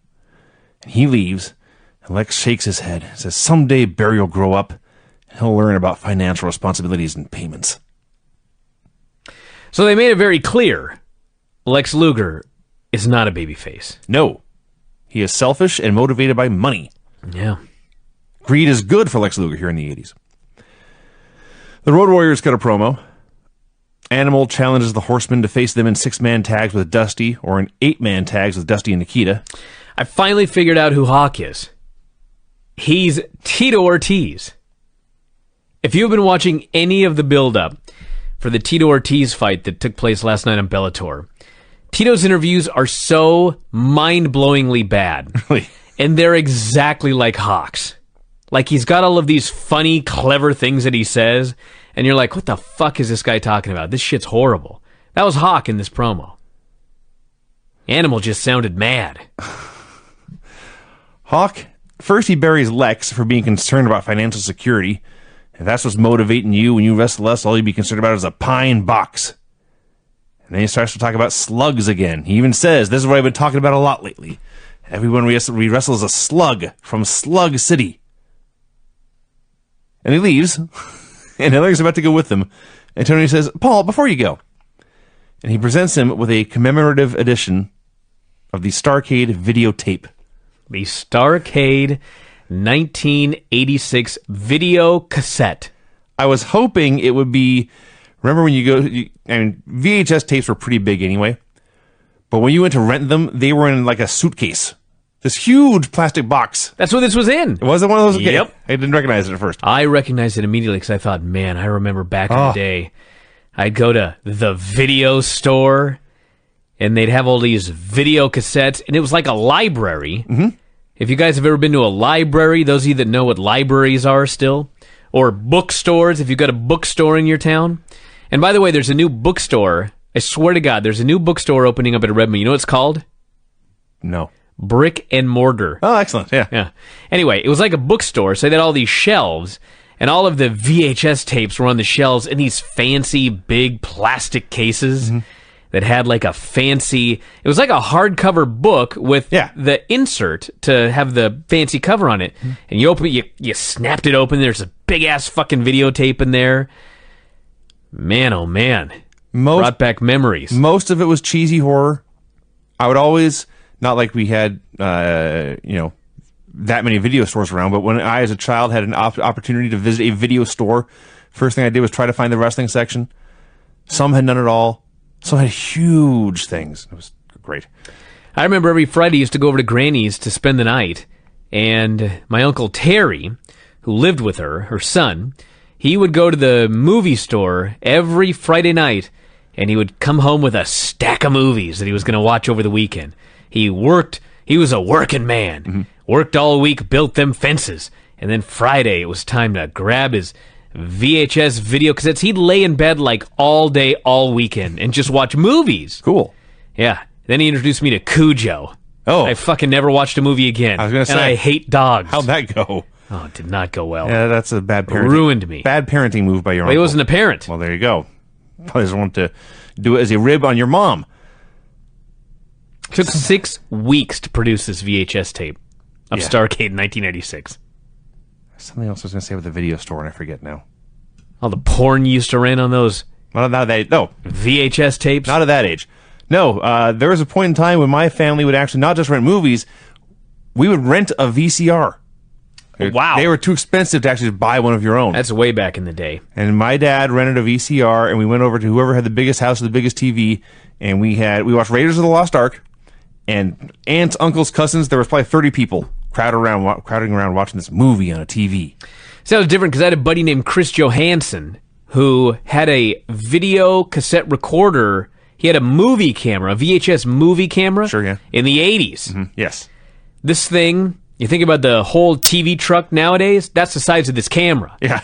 You'd pop it in there. You had to get a white piece of paper to white balance it before Really? you filmed anything. Yeah. Oh my God, it was so ghetto. And the thing probably cost like $3,000 It probably cost crazy. more than you would get for pinning Tully Blanchard. Which was $6,000 in today's money. Yes. So Ellering talks about how great this video is and all the great matches, Flair and Nikita, and hey, on the subject of porn, rock and roll and the Andersons. Yes. all of these video stores, not all of them, but some of them actually had the porn area. Yeah. And it was like a different area of the store. You usually have the behind a wall, the Old West saloon doors. Yeah, get back there. Yeah. And so you had to like walk in there if you were going to get something. Yes. Which of course I never did. I just looked at all the creeps going in and out. You had to actually walk in there and walk out of there in front of everybody. Yes. Like, could they have made it any more humiliating? It's like, Jesus You're still scarred, Christ. I see. No, I'm not scarred. I never did it. I just had to watch these poor bastards go in there. They just put their hat down or something like that. They'd always do something to not be seen, but by doing it... It is true. They were even more... You know what I mean? They'd stick out. The stigma about pornography has gone way, way down since everyone can get on their phone. Back then, these guys would come in, and they were going to go to the porn area. And so it's like, well, I don't want to be seen. And so they ended up dressing like the Undertaker in his entrance. Basically. They'd have a big fucking trench coat and a giant hat pulled down over their head. No eye contact. Thinking like, man, nobody will recognize me. And it's like, you're the only guy anyone's looking at in here. You fucking look like you're walking into an Old West saloon going through those doors right there to grab your porn VHS. Mm-hmm. Which would then be returned the next day no more than 20 minutes into the movie. Of course. Yeah. Where in the hell were we? Oh, well, it ain't going to top that, so we may as well video. just give up. Anyway, yeah, he said, buy this video. This is actually important. The best thing in this video, of course, is knocking Jim Cornette off the scaffold. That comes up later. I'll tell you where we were, and it was not better than porn. Gary Royal and Brad Armstrong. This may have been obscene in a different way. Brad Armstrong is the clean-cut, scientific wrestling babyface, brought up in the business, a man who respects this sport and its tradition. And this match was so fucking boring. He's got the guy in an arm bar, and you actually hear the fan cry out, "Come on, Brad, get it over with!" Brad refused. And the match went like 7 or 8 more minutes of arm bars. And finally, they blow the finish and Brad wins. That's exactly what happens. It's very bad. Not even funny bad, like Vladimir Pietrov. Just bad. What's funny is he never lost the crowd. I don't even know how. Except that one guy. But yes, they were cheering for him, by and large. All right, let's talk about the main event of the show. Main event of my life. So the Rock and Roll Express is doing an interview, sporting their mullets, I might add. And they say, we've got a special guest here tonight. His name is David Allan Coe. And they bring out David Allan Coe. And David Allan Coe, I guess the only way to describe this is he outdid, on this wrestling show, every wrestler ever with his mullet. Let me explain some science to you, Vinny. All right. I did some investigations. The human hair goes through 3 growth cycles. I see. There's the anagen, the catagen, and the telogen phases. Of course. So, your hair grows anywhere from 1.25 centimeters to a ½ inch per month. The latter of which is, in my case, that's about 6 inches a year. Wow. Yeah. Okay. Now there's more. The growth phase can last anywhere from 2 to 6 years. Now, after this growth phase ends, there is a catagen phase where the hair stops growing, and then there is the telogen phase. This is the dormancy, and then the hair falls out. You got all that? Yes. The point of this is your hair should grow at the most 6 inches per year for at most 6 years. Okay, so that should be 3 feet. That's 3 feet. Yeah. This fucking David Allan Coe, his mullet, he had a normal mullet on top, but the back, as God is my witness, went down to his knees. That's way more than 3 feet. Oh, yeah. I didn't think that it was actually possible to legitimately grow your hair this long. I presume it was real, right? As far as I know. Maybe that's a question for Google. This was the most amazing mullet I've ever seen in my entire life. It was 2 inches of growth on the top, about 1.5 inches on the sides. It wasn't like a shaved sides mullet or anything, but yes, from the back of his head, his hair grew down to his knees. I'm looking at pictures of Crystal Gale, who also had famously long hair. I believe hers may actually be a little bit longer, but it's not a mullet. She just has long hair. Yes. This was, by design, a mullet that he had. And he comes out, and he talks about how he's great friends with Dusty Rhodes. He knows Ric Flair's in trouble, and one of these days, Dusty's going to get him. And he stops, and there's a pause, and Ricky says, "Tell him about your concert." And David says, "Oh, yeah." And he plugs his concert that night and where he'll be. Okay, so I'm looking online, and there's a lot of pictures of David Allan Coe. And I'm sure somebody will alert us immediately, but it appears to me that either that had to be fake or that was the longest it has ever been in his whole entire life. Because he's got some long hair in some of these pictures, but nothing even approaching the length of, I guess there's one album he's got here. Son of the South, which actually is the best you'll find if you have not seen the actual show.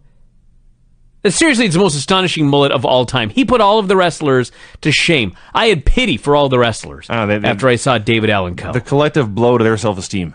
Oh, I hope they recovered. Let's see. I talked about that. Superpowers came out for a promo. Very next segment after the commercial. Nikita runs down Vladimir Pietrov. Dusty plugs a match against the Russians in the Omni on February 1st. And he says, we back down from no men. Now, if you excuse me, I want to go hang out with David Allen Coe. He goes backstage. Rock and Roll Express versus Eddie Roberts and David Isley. This went too long. I do not need 5+ minutes of the Rock and Roll Express working over David Isley's leg, or Roberts, whichever it was. Finally, they pinned him with a double dropkick. Here we go. Short turnaround. Bill Dundee and Jimmy Garvin came out for a promo. Dundee goes first, and he's sure to mention that he is still the Central States champion. He knows there's a lot of great wrestlers and a lot of great competitors in the Central States area. Big towns like Evansville, which is actually a city he plugged here on this nationwide show. He promised they were going to take one of Jimmy Crockett's jets. Another one, Jimmy Garvin was sure to point out, because he's got so many. They're going to take one of Jimmy Crockett's private jets, fly back to Honest to God, I think he had 2 jets. Well, if I recall correctly. There you go, then. Fly back to the Central States, pick up all those great wrestlers, and bring them back here on TV. And he goes, and he's really good. It's a good promo. But then, Jimmy Garvin goes off. He roars like Braun Strowman, first of all. A pretty Braun Strowman. He roars and hollers and says, they had to keep me tied up in the back, so I wouldn't come out here and I wouldn't smack Dusty Rhodes. I wouldn't come out here, I wouldn't smack Barry Windham. I wouldn't come out here and I wouldn't smack the Rock and Rolls. But it doesn't matter now. You know, where's 1987? 1987 is going to be a great year for gorgeous Jimmy Garvin. And so is 1988, and 1989, and 90 and 91, because I get better looking every day. And he goes off about how great he is, how great his life is, and I don't even remember who he called out. It doesn't matter. And he finally is done. He says, you know what, Tony? I've decided you're not such a bad guy. Precious, give him just a little peck on the cheek. Precious gives him a little peck on the cheek, and Tony's thrilled. And Dundee says, you know what? Let's make everyone jealous. Everyone at home watch this. Jimmy, give Precious a kiss. And Jimmy kissed his wife like she was his wife. I love Jimmy Garvin so much. He's amazing. As long as he doesn't wrestle. It's funny because he's always a heel, but he seems like such a natural babyface. He's so enthusiastic. There's a turn coming. I'm not sure exactly when. Sooner than later, I think. But he's awesome. He is so awesome. Rick Rude and Manny Fernandez versus Tommy Angel and Chance McQuaid. I'd love to take over. First off, this music they have for Rick Rude is so awesome.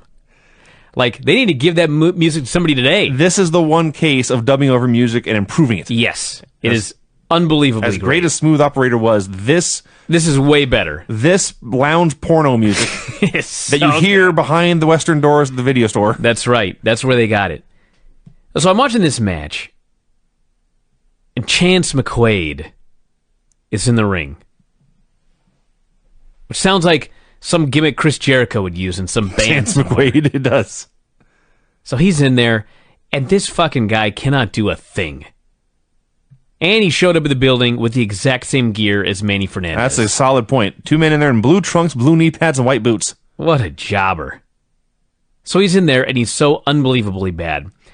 And if somebody would have said to me, Bryan, as bad as this is, in a moment, Tommy Angel is going to tag in, and he is going to be worse than Chance McQuaid, I would have said, that, my friend, is impossible. There's no way that anybody on this show could be worse than Chance McQuaid. Well, fucking Tommy Angel, and it is Tommy Angel. They had it listed as Tommy Angle on the show last week. Yes, they did. Tommy Angel tags in, and he is so fucking impossibly bad. Like, he's so bad. Mind-numbingly bad. And Rude does, like, a spot with him and is like, I'm done with this shit. And they DDT the guy and pin him.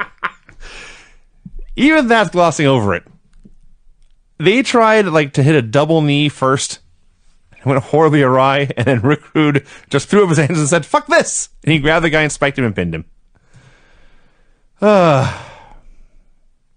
What is next? So they immediately went to join Tony Schiavone for a promo. Did you note, Bryan, that after wrestling for 5 minutes here, granted tagging out, in and out, but still 5 minutes, neither man was blown up. It's crazy. They spoke just fine. Yeah. So, Rude, Paul Jones just runs down everybody. Rude says Ricky Morton has a voice like a songbird. A voice like a songbird. But he's not a champion. The Road Warriors are just jealous because they don't have championships either. Manny calls out the same two teams and he quotes Bon Jovi. You've been shot through the heart and we're to blame because we give rock and roll a bad name. Yeah. It was a great promo. That was awesome.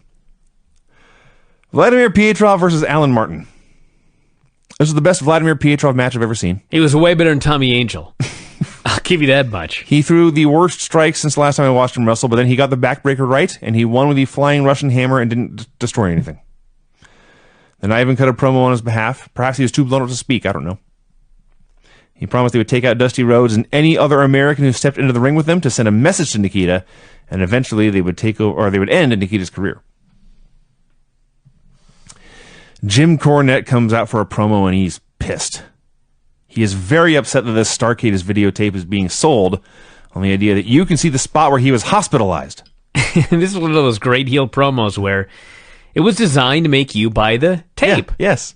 And it did a great job with it. Absolutely he did. And everyone who would buy a tape like this is sick. This led to the Midnight Express and Big Bubba versus Denny Brown and Bill Mulkey and George South. A couple of things about my man Dennis Condrey. First off, he so reminds me of Richie Magnet. Because Richie was exactly like Dennis Condrey. He wore the same bandana. He did. Had that same gimmick. Yeah. He was a quiet one who never did the promos. Also true. He just went in there and beat dudes up. He was Dennis Condrey. Mm-hmm. I remember when me and Buddy and Richie were a six-man trio. And you all had bandanas. I guess I was Big Bubba. That's true. Because I don't know who else I would have been. Strange twist. You somehow ended up as Big Bubba. I was Big Bubba in that crew. Because we had our Dennis Condrey, and Buddy was very much like Bobby Eaton. Clearly clone. Bobby Eaton, yeah. That left me as Big Bubba. It does, by default. Yeah. I had a great run with Hogan, though. At least I got that out of it. Condrey's nickname, I've known this forever, but it really hit me today that he is the Lover Boy. Lover Boy, Dennis Condrey. I don't know why it hit me like a ton of bricks today. I guess because I just figured heel team, they have gimmick names, Beautiful Bobby, Lover Boy Dennis. But it really hit me today that his gimmick is he's a lover boy. Oh, yeah. Like, when he's in town, watch out, ladies, here comes Dennis Condrey. It's because during these promo segments that we've been watching for the past year plus, he usually just stands in the background and just lets Jim Cornette control the show. But as noted, his time here is coming to an end shortly. He is long past the stage of giving a fuck, and so he's just doing whatever to entertain himself. Last week, he was making faces and then ate the format. This week, he was making faces and then just randomly began to bark like a dog. You don't care. Bubba killed Mulkey with a sit-out powerbomb. Let's not... That's not what it was. Well, that's what it's supposed to be. Are you sure? I think it was supposed to be a Liger bomb. They did like a backdrop, the Express double backdrop the Mulkey, and Bubba caught him. Just, frankly, exactly like Ultimo Guerrero caught Volador, only less impressive because Bubba had a 200-pound weight edge. And Bubba's holding him, and he's got him by the waist, hanging upside down, and he turns around to face the hard camera. And instead of herking him up into powerbomb position, he just jumps and sits down, and if the Mulkey tucked his head so he came down on the back of his neck, which is still very bad. But he did not come down like a pile driver, and he did not come down like a powerbomb. He came down on the back of his neck and was done. And Cornette says this is the Bubba Spike. And based on the angle in which the Mulkey hit the mat, I believe that's what he was trying to do. Drop him this way. Incredibly dangerous. And in fact, he didn't move. Bubba got the pin. All the other two jobbers and Dennis Condrey all dropped to a knee around the man to make sure he was still breathing in and out. So they go over to the podium. They're cutting their promo. This is where Condrey began to bark like a dog. And they cut to the ring where Bill Mulkey has not moved. And finally they say, gotta get him over to the apron. I guess the doctor can't get in the ring for whatever. Let's get him over there. So they have four guys. Each guy grabs an arm or a leg, and they just lift his body over, move it 5 feet, and drop him. Don't think that's how you're supposed to handle these Pretty sure that's not how it goes. injuries, but I guess they just wanted him to die there instead of dying in the ring. It was the highlight of the show, with Cornette ranting and raving, Dennis Condrey making faces and barking, and a quick cut to show them carting out this poor Mulkey. It was like a tiger driver, only he had him by the waist, not the arms. It's bad. Let's see. Yeah, Cornette ranted and said the Windham and Garvin needed to give them a U.S. tag title shot. And that was that. And the last match, the main event of the evening, Arn Anderson versus Bill Tabb. He was William for 1 week. Now he's back to good old Bill. This is Bill again, and he went out and got himself the Barbarian haircut, too. Arn pinned him with a spine buster in about a minute. And finally, Lex Luger comes back out. He's wearing a button-up shirt, a too-loose tie, and a white sweater over this. He says his opponents are nervous and defeated before the match even began just by looking at him, and he would be boosted even further by being a horseman, and that will happen someday. I can't believe that of all people, you understated the sweater to this degree. This fucking sweater this guy was wearing. He had like a button-up shirt and a tie, and this white sweater. Yeah. He was very preppy. What in the fuck was this? I don't know. A giant white sweater on Lex Luger. Over like a button-up shirt and a tie. Yes, he was layered. What? That was the most newsworthy thing on the whole show. Well, it was the 80s. It was hideous. Just hideous. And that's how the show ended. With that display of fashion by Lex Luger. Covering up his physique. Yes. With a white sweater. Well, that was the show, everyone. He looked like that abominable snowman on Hoth. The Wampa. He looked like a Wampa. That's what he looked like. All right, everybody. I don't know how we spent an hour on that, but we did. So now, we're going to wrap it up. And there will be gorilla shit all over the Omni. All right, a better show. NWA Championship Wrestling. This is the exact opposite. This is all character development. It's nothing but character development. And listen, with a few exceptions, the very top of the top in NXT, your Nakamura, Bobby Roode, these guys are awesome. But the worst person on NXT TV is better than every single one of these jobbers.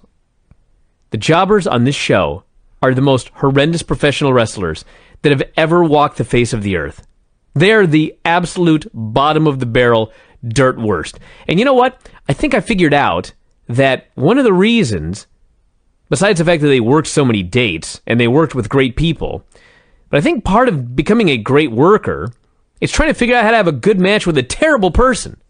And every week on TV, these guys come out here and they try to have a semblance of a match with the worst wrestlers in the world. It had to help them improve in some way. You learn to idiot-proof a match. You learn to work around weaknesses. You learn how to save a match when it fell apart, invariably. Yes. They all fall apart here.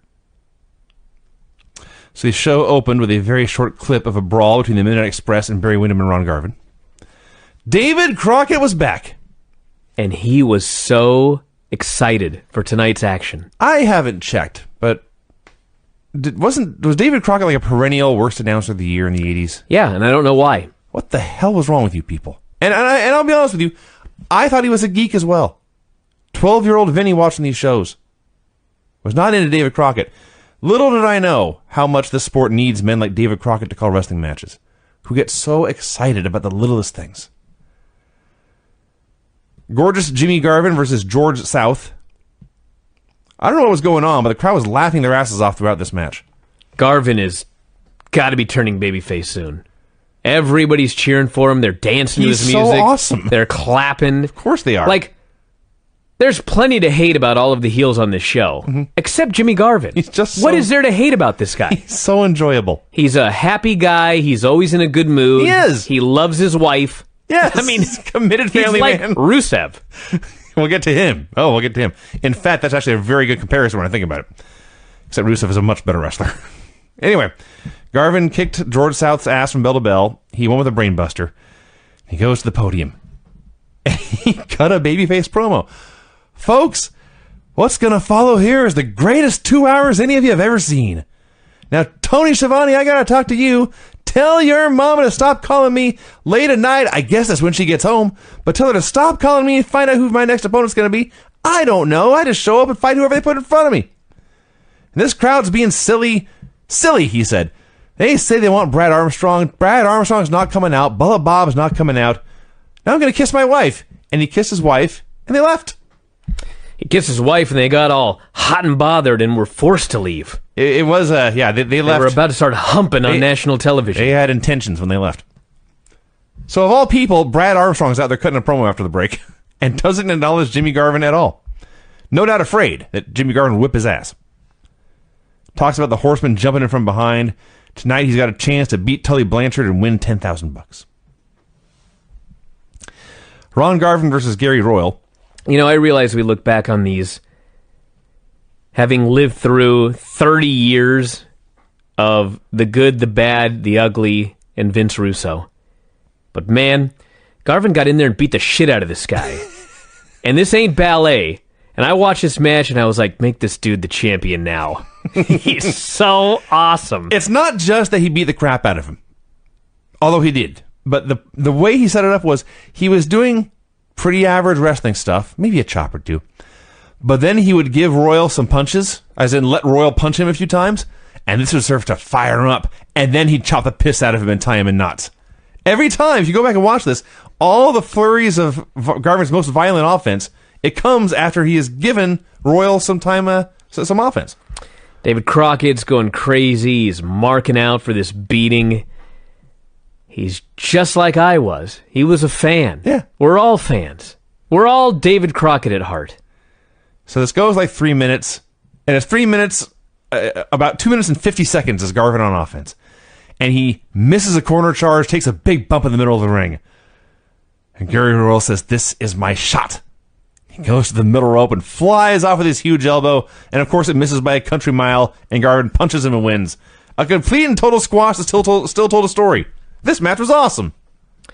Then we were exposed to the weakness of Ron Garvin. He was not a complete package. As he talked. It's a terrible promo.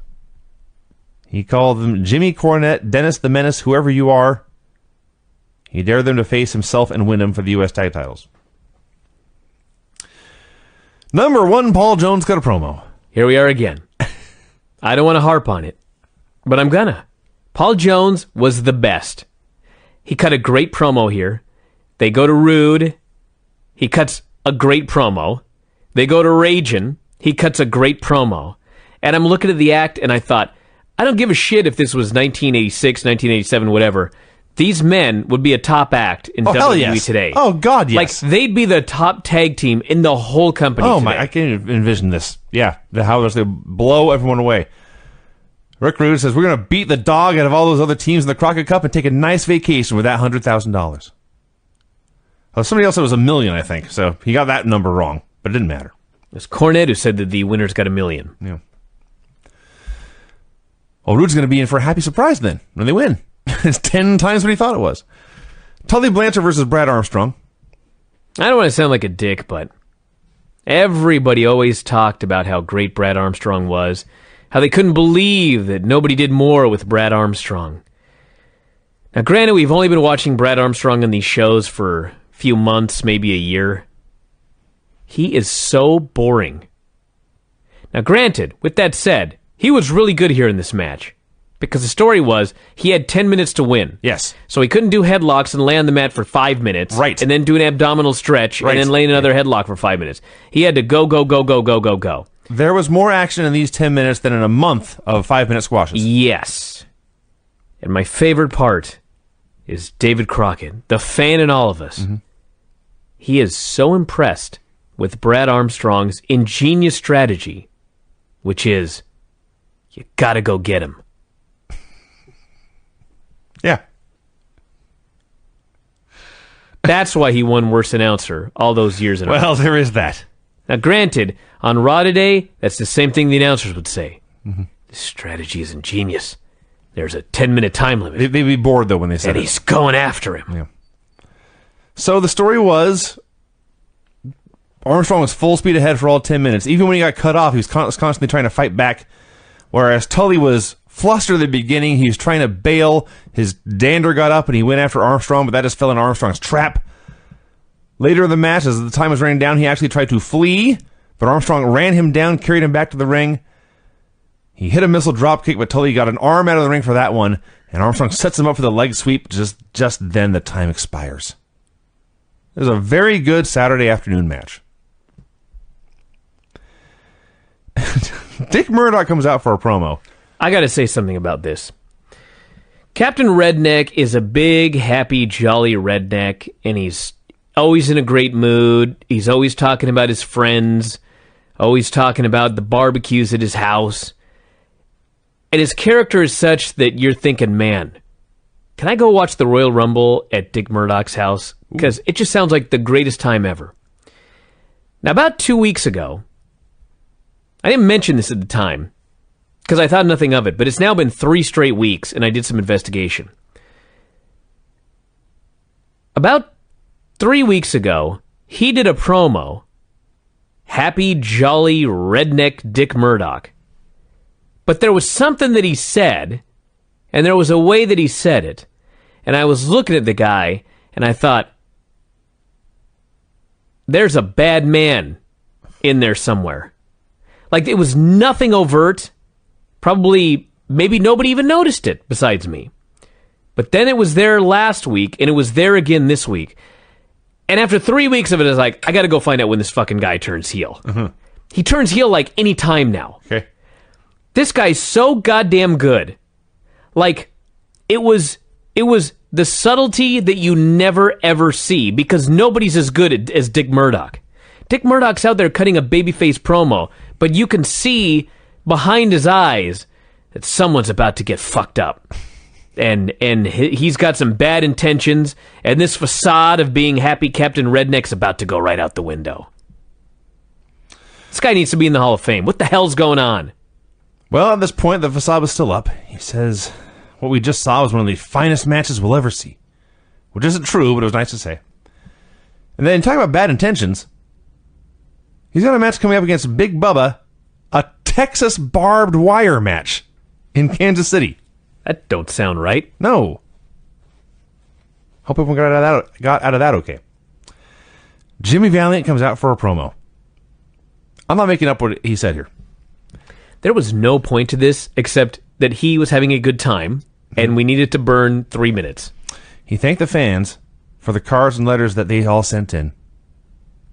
But he can't read. What were they sending the cards in for? I forget what happened. Just how much they love him. Oh. Randomly. Well, nothing better to do on a Saturday afternoon than write a love letter to Jimmy Valiant. So he couldn't read, so he had Baron von Raschke read them. But Baron von Raschke could only read German. So, in conclusion, he asked all his fans, please send pictures instead. This is all true. And then he said, if you ever see me at a live event, do not come up and shake my hand, because I'll kiss you. Yeah. That's how it ended. Yes. Lex Luger versus Tommy Angel. J.J. Dillon was in Lex's corner now. I think this was Lex's third match on TV, maybe fourth. This was so beyond terrible. By far the worst one. My immense vocabulary is too limited to describe this match. It was really, really bad. He couldn't even do the torture rack right.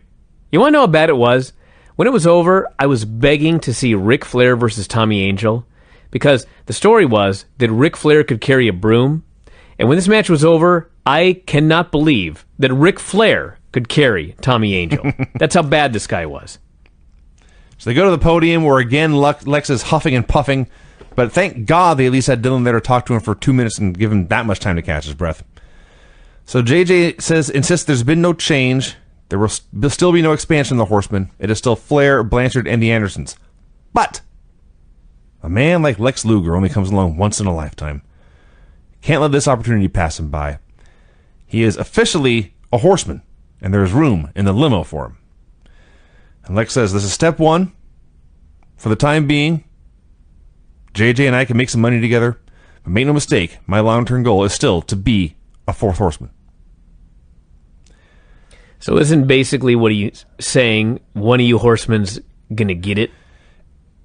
It sounds that way, don't it? He didn't say, I want to be the fifth Horseman. No. He wants to be the fourth Horseman. Yeah. So somebody's fixing to get strung up. Uh-huh. Bad times are coming down the pike. Baron von Raschke cut a promo. It was terrible. It was horrible. He challenged anybody. He's got an open contract, and he'll face Vladimir Petrov in the Midnight Express. And then there was like an 8-second pause, and he says, and you, Paul Jones. Ric Flair and Ole Anderson versus Tim Horner and Eddie Roberts. So I gotta say this. Flair is in there and he's selling his ass off for Tim Horner. And I actually thought of Conor McGregor. Now, Conor McGregor is undoubtedly the real deal now. But for a long time, no matter what the fans thought of Conor McGregor, the fighters all needed a fight with Conor. Because they thought, this guy's a big talker, he's a big name, he's got a lot of notoriety, but goddammit, he's an easy guy to beat. That's what the fighters thought. That was a real-life version of Flair's gimmick, where he sold everything for everybody, including geeks. He cheated to win all the time. And so the idea was to make fans furious that he was the champion, and absolutely certain that when he came to their town to face their guy was certainly going to beat this Ric Flair. He's not as good as he thinks he is. That's the whole fucking gimmick. And Conor lived it. He lived Ric Flair in every way. He did. The money, the suits, the in-ring gimmick, the whole 9 yards. It's astonishing when you think about it. Did you see on Twitter today, Ric Flair asked his followers, what does "it's lit" mean? And about 20,000 people said, it means what you have been doing for the past 40 years. The perfect definition. But yes, Conor's done the same thing. So that said, this match did not need to go as long as It's been in the business that long and need to go on Twitter to ask what that meant. It had to be a gimmick. Probably. All I know is this match went through a break. It was funny because he'd sell for Horner, but he wouldn't sell a goddamn thing for Eddie Roberts. And they'd give Horner a hot tag and he'd run in and beat up the world champion. Then he'd tag out and they'd cut Eddie Roberts off and destroy him. Take him over to the podium, fishhook him into the mic. This went on for a while and finally Anderson tapped him out with an armbar. Good match. Dillon and Luger came out for another promo. Before they could get very far, Barry Windham interrupts. This fucker. He promised last week. Yes. This guy's supposed to be a babyface. Last week he promised, I'm not going to interrupt any of your segments ever again. But if I see you in the ring as a horseman, I'm going to be on the other side. I thought it was over with. I'm sure Luger did too. This numbskull comes out, and he gets in Luger's face again. JJ starts yelling at him. Barry goes after JJ. Luger waffles the guy from behind. You've never seen Lex Luger hit a guy so hard. He starts beating his ass, and then, in my favorite moment of the show, JJ Dillon jumps in, and he helps Lex Luger put the boots to this guy. And David Crockett is outraged. Street shoes, he says. Street shoes. Not that it's a 2-on-1 beating. But J.J. Dillon, the manager, is laying in the boots and he's wearing his street shoes. Baby faces make the save. Luger saunters off. This angle was awesome. This was absolutely great. And even, I get your point about Barry gave his word he would not interrupt anymore and he came in here and interrupted. But you can't blame the guy for this is the first time Luger is actually standing next to Dillon. And Barry just couldn't believe his eyes. He was taken aback and had to say something. So he goes out there and he starts to talk, but then Dillon almost immediately interrupts him. Says, you know what? I've been on the sidelines and I can't believe you're wasting Mr. Luger's time. So Barry grabs him by the tie and then everything else happens. But yes, this was awesome. Ivan Koloff and Vladimir Petrov got a promo on the superpowers.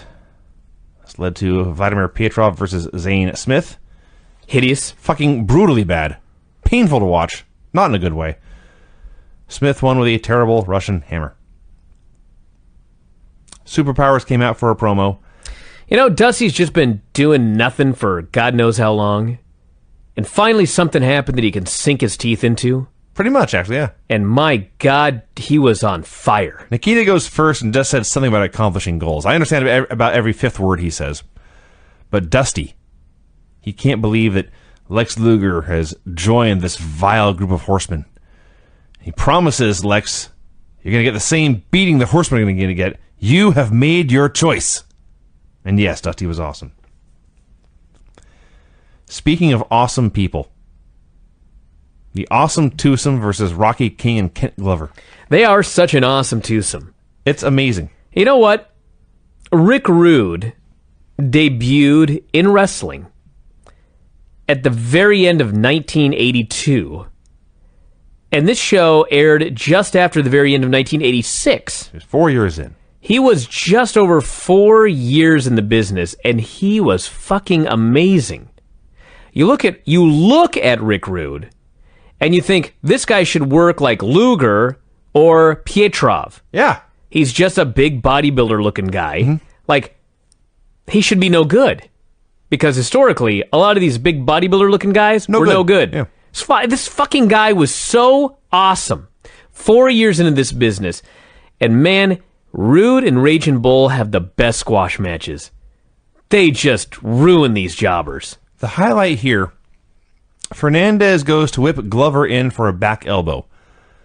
But then he whips him in, but instead of standing in the center and waiting for Glover to come back, he charges full ahead, catches Glover just as he's bouncing off the ropes, hits an elbow right to the mouth. Glover had no idea this was coming, totally off guard, and dropped like a rock. I laughed, and I laughed, and I laughed, and I laughed, and I laughed. Rude hit what appeared to be a shoot pounce, where I think it was Glover, he just lined him up, didn't even hit the ropes. He just backed away, charged, and just blew into him. Just like a train. Just went flying through him. And they hit a double gutbuster, I think, and the DDT for the win. This may be my new favorite team ever. They were not together long. No, not long enough, that's for sure. No. Midnight Express versus Vernon Deaton and Darren Stevens. You know what I really thought during this match? I thought, thank God for the WWE Network. Thank God all of this stuff. It is the best thing ever. I can go up there anytime I want and go back and watch all of these shows. It is a wonder, this WWE Network. Dennis Condrey in there showing everybody how to actually do a brainbuster. I was going to say, there are two guys in this promotion who use brainbusters as a finish already. Jimmy Garvin and Dick Murdoch. And Garvin hit one 2 or 3 weeks ago. You talked about the best you ever saw, and we've seen a million big, great ones from Murdoch. Dennis Condrey used a brainbuster that put both of those to shame. Wasn't even his finish. He just says, I'm going to show these guys how it's done. Keep in mind, he didn't know Miz was probably age 0 at the time, but he did a skull-crushing finale, which was better than anyone the Miz has ever done in his life. Yeah. Condrey's gimmick is, I'm going to do every move better than everybody else. Basically. They'll do some great chain wrestling once in a while. I started watching NWA, actually, we're just a few months from when I really started watching. I had seen it time and again, but I was a WWF guy until like the end of 87, maybe a little earlier. But anyway, by the time I started watching, he was gone and Stan Lee was in.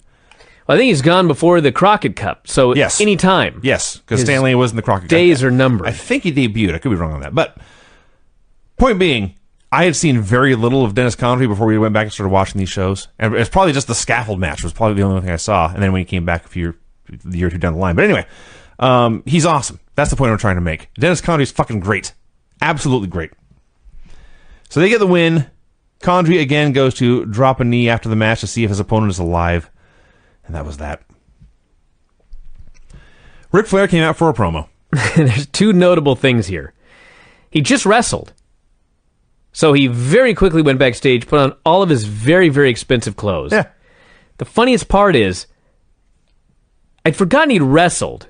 I mean, I remembered, but like when he came out with all of his clothes on, I didn't even think about that he'd wrestled. So I'm fixated on his hair. I'm like, what the fuck is up with your hair this week, dude? It looks so weird. Mm-hmm. Like, what's with the bad... And then I realized his hair was drenched with sweat because he'd wrestled. But apparently he'd gone and blow-dried only the top. Yes. So the top is all fluffy and voluptuous, and then his mullet is just caked in sweat and totally straight and yellow. Yes. So I'm fixated on that, and he's doing his Ric Flair deal. And it was every Ric Flair promo you ever saw, but it was a great every Ric Flair promo you ever saw. Yeah.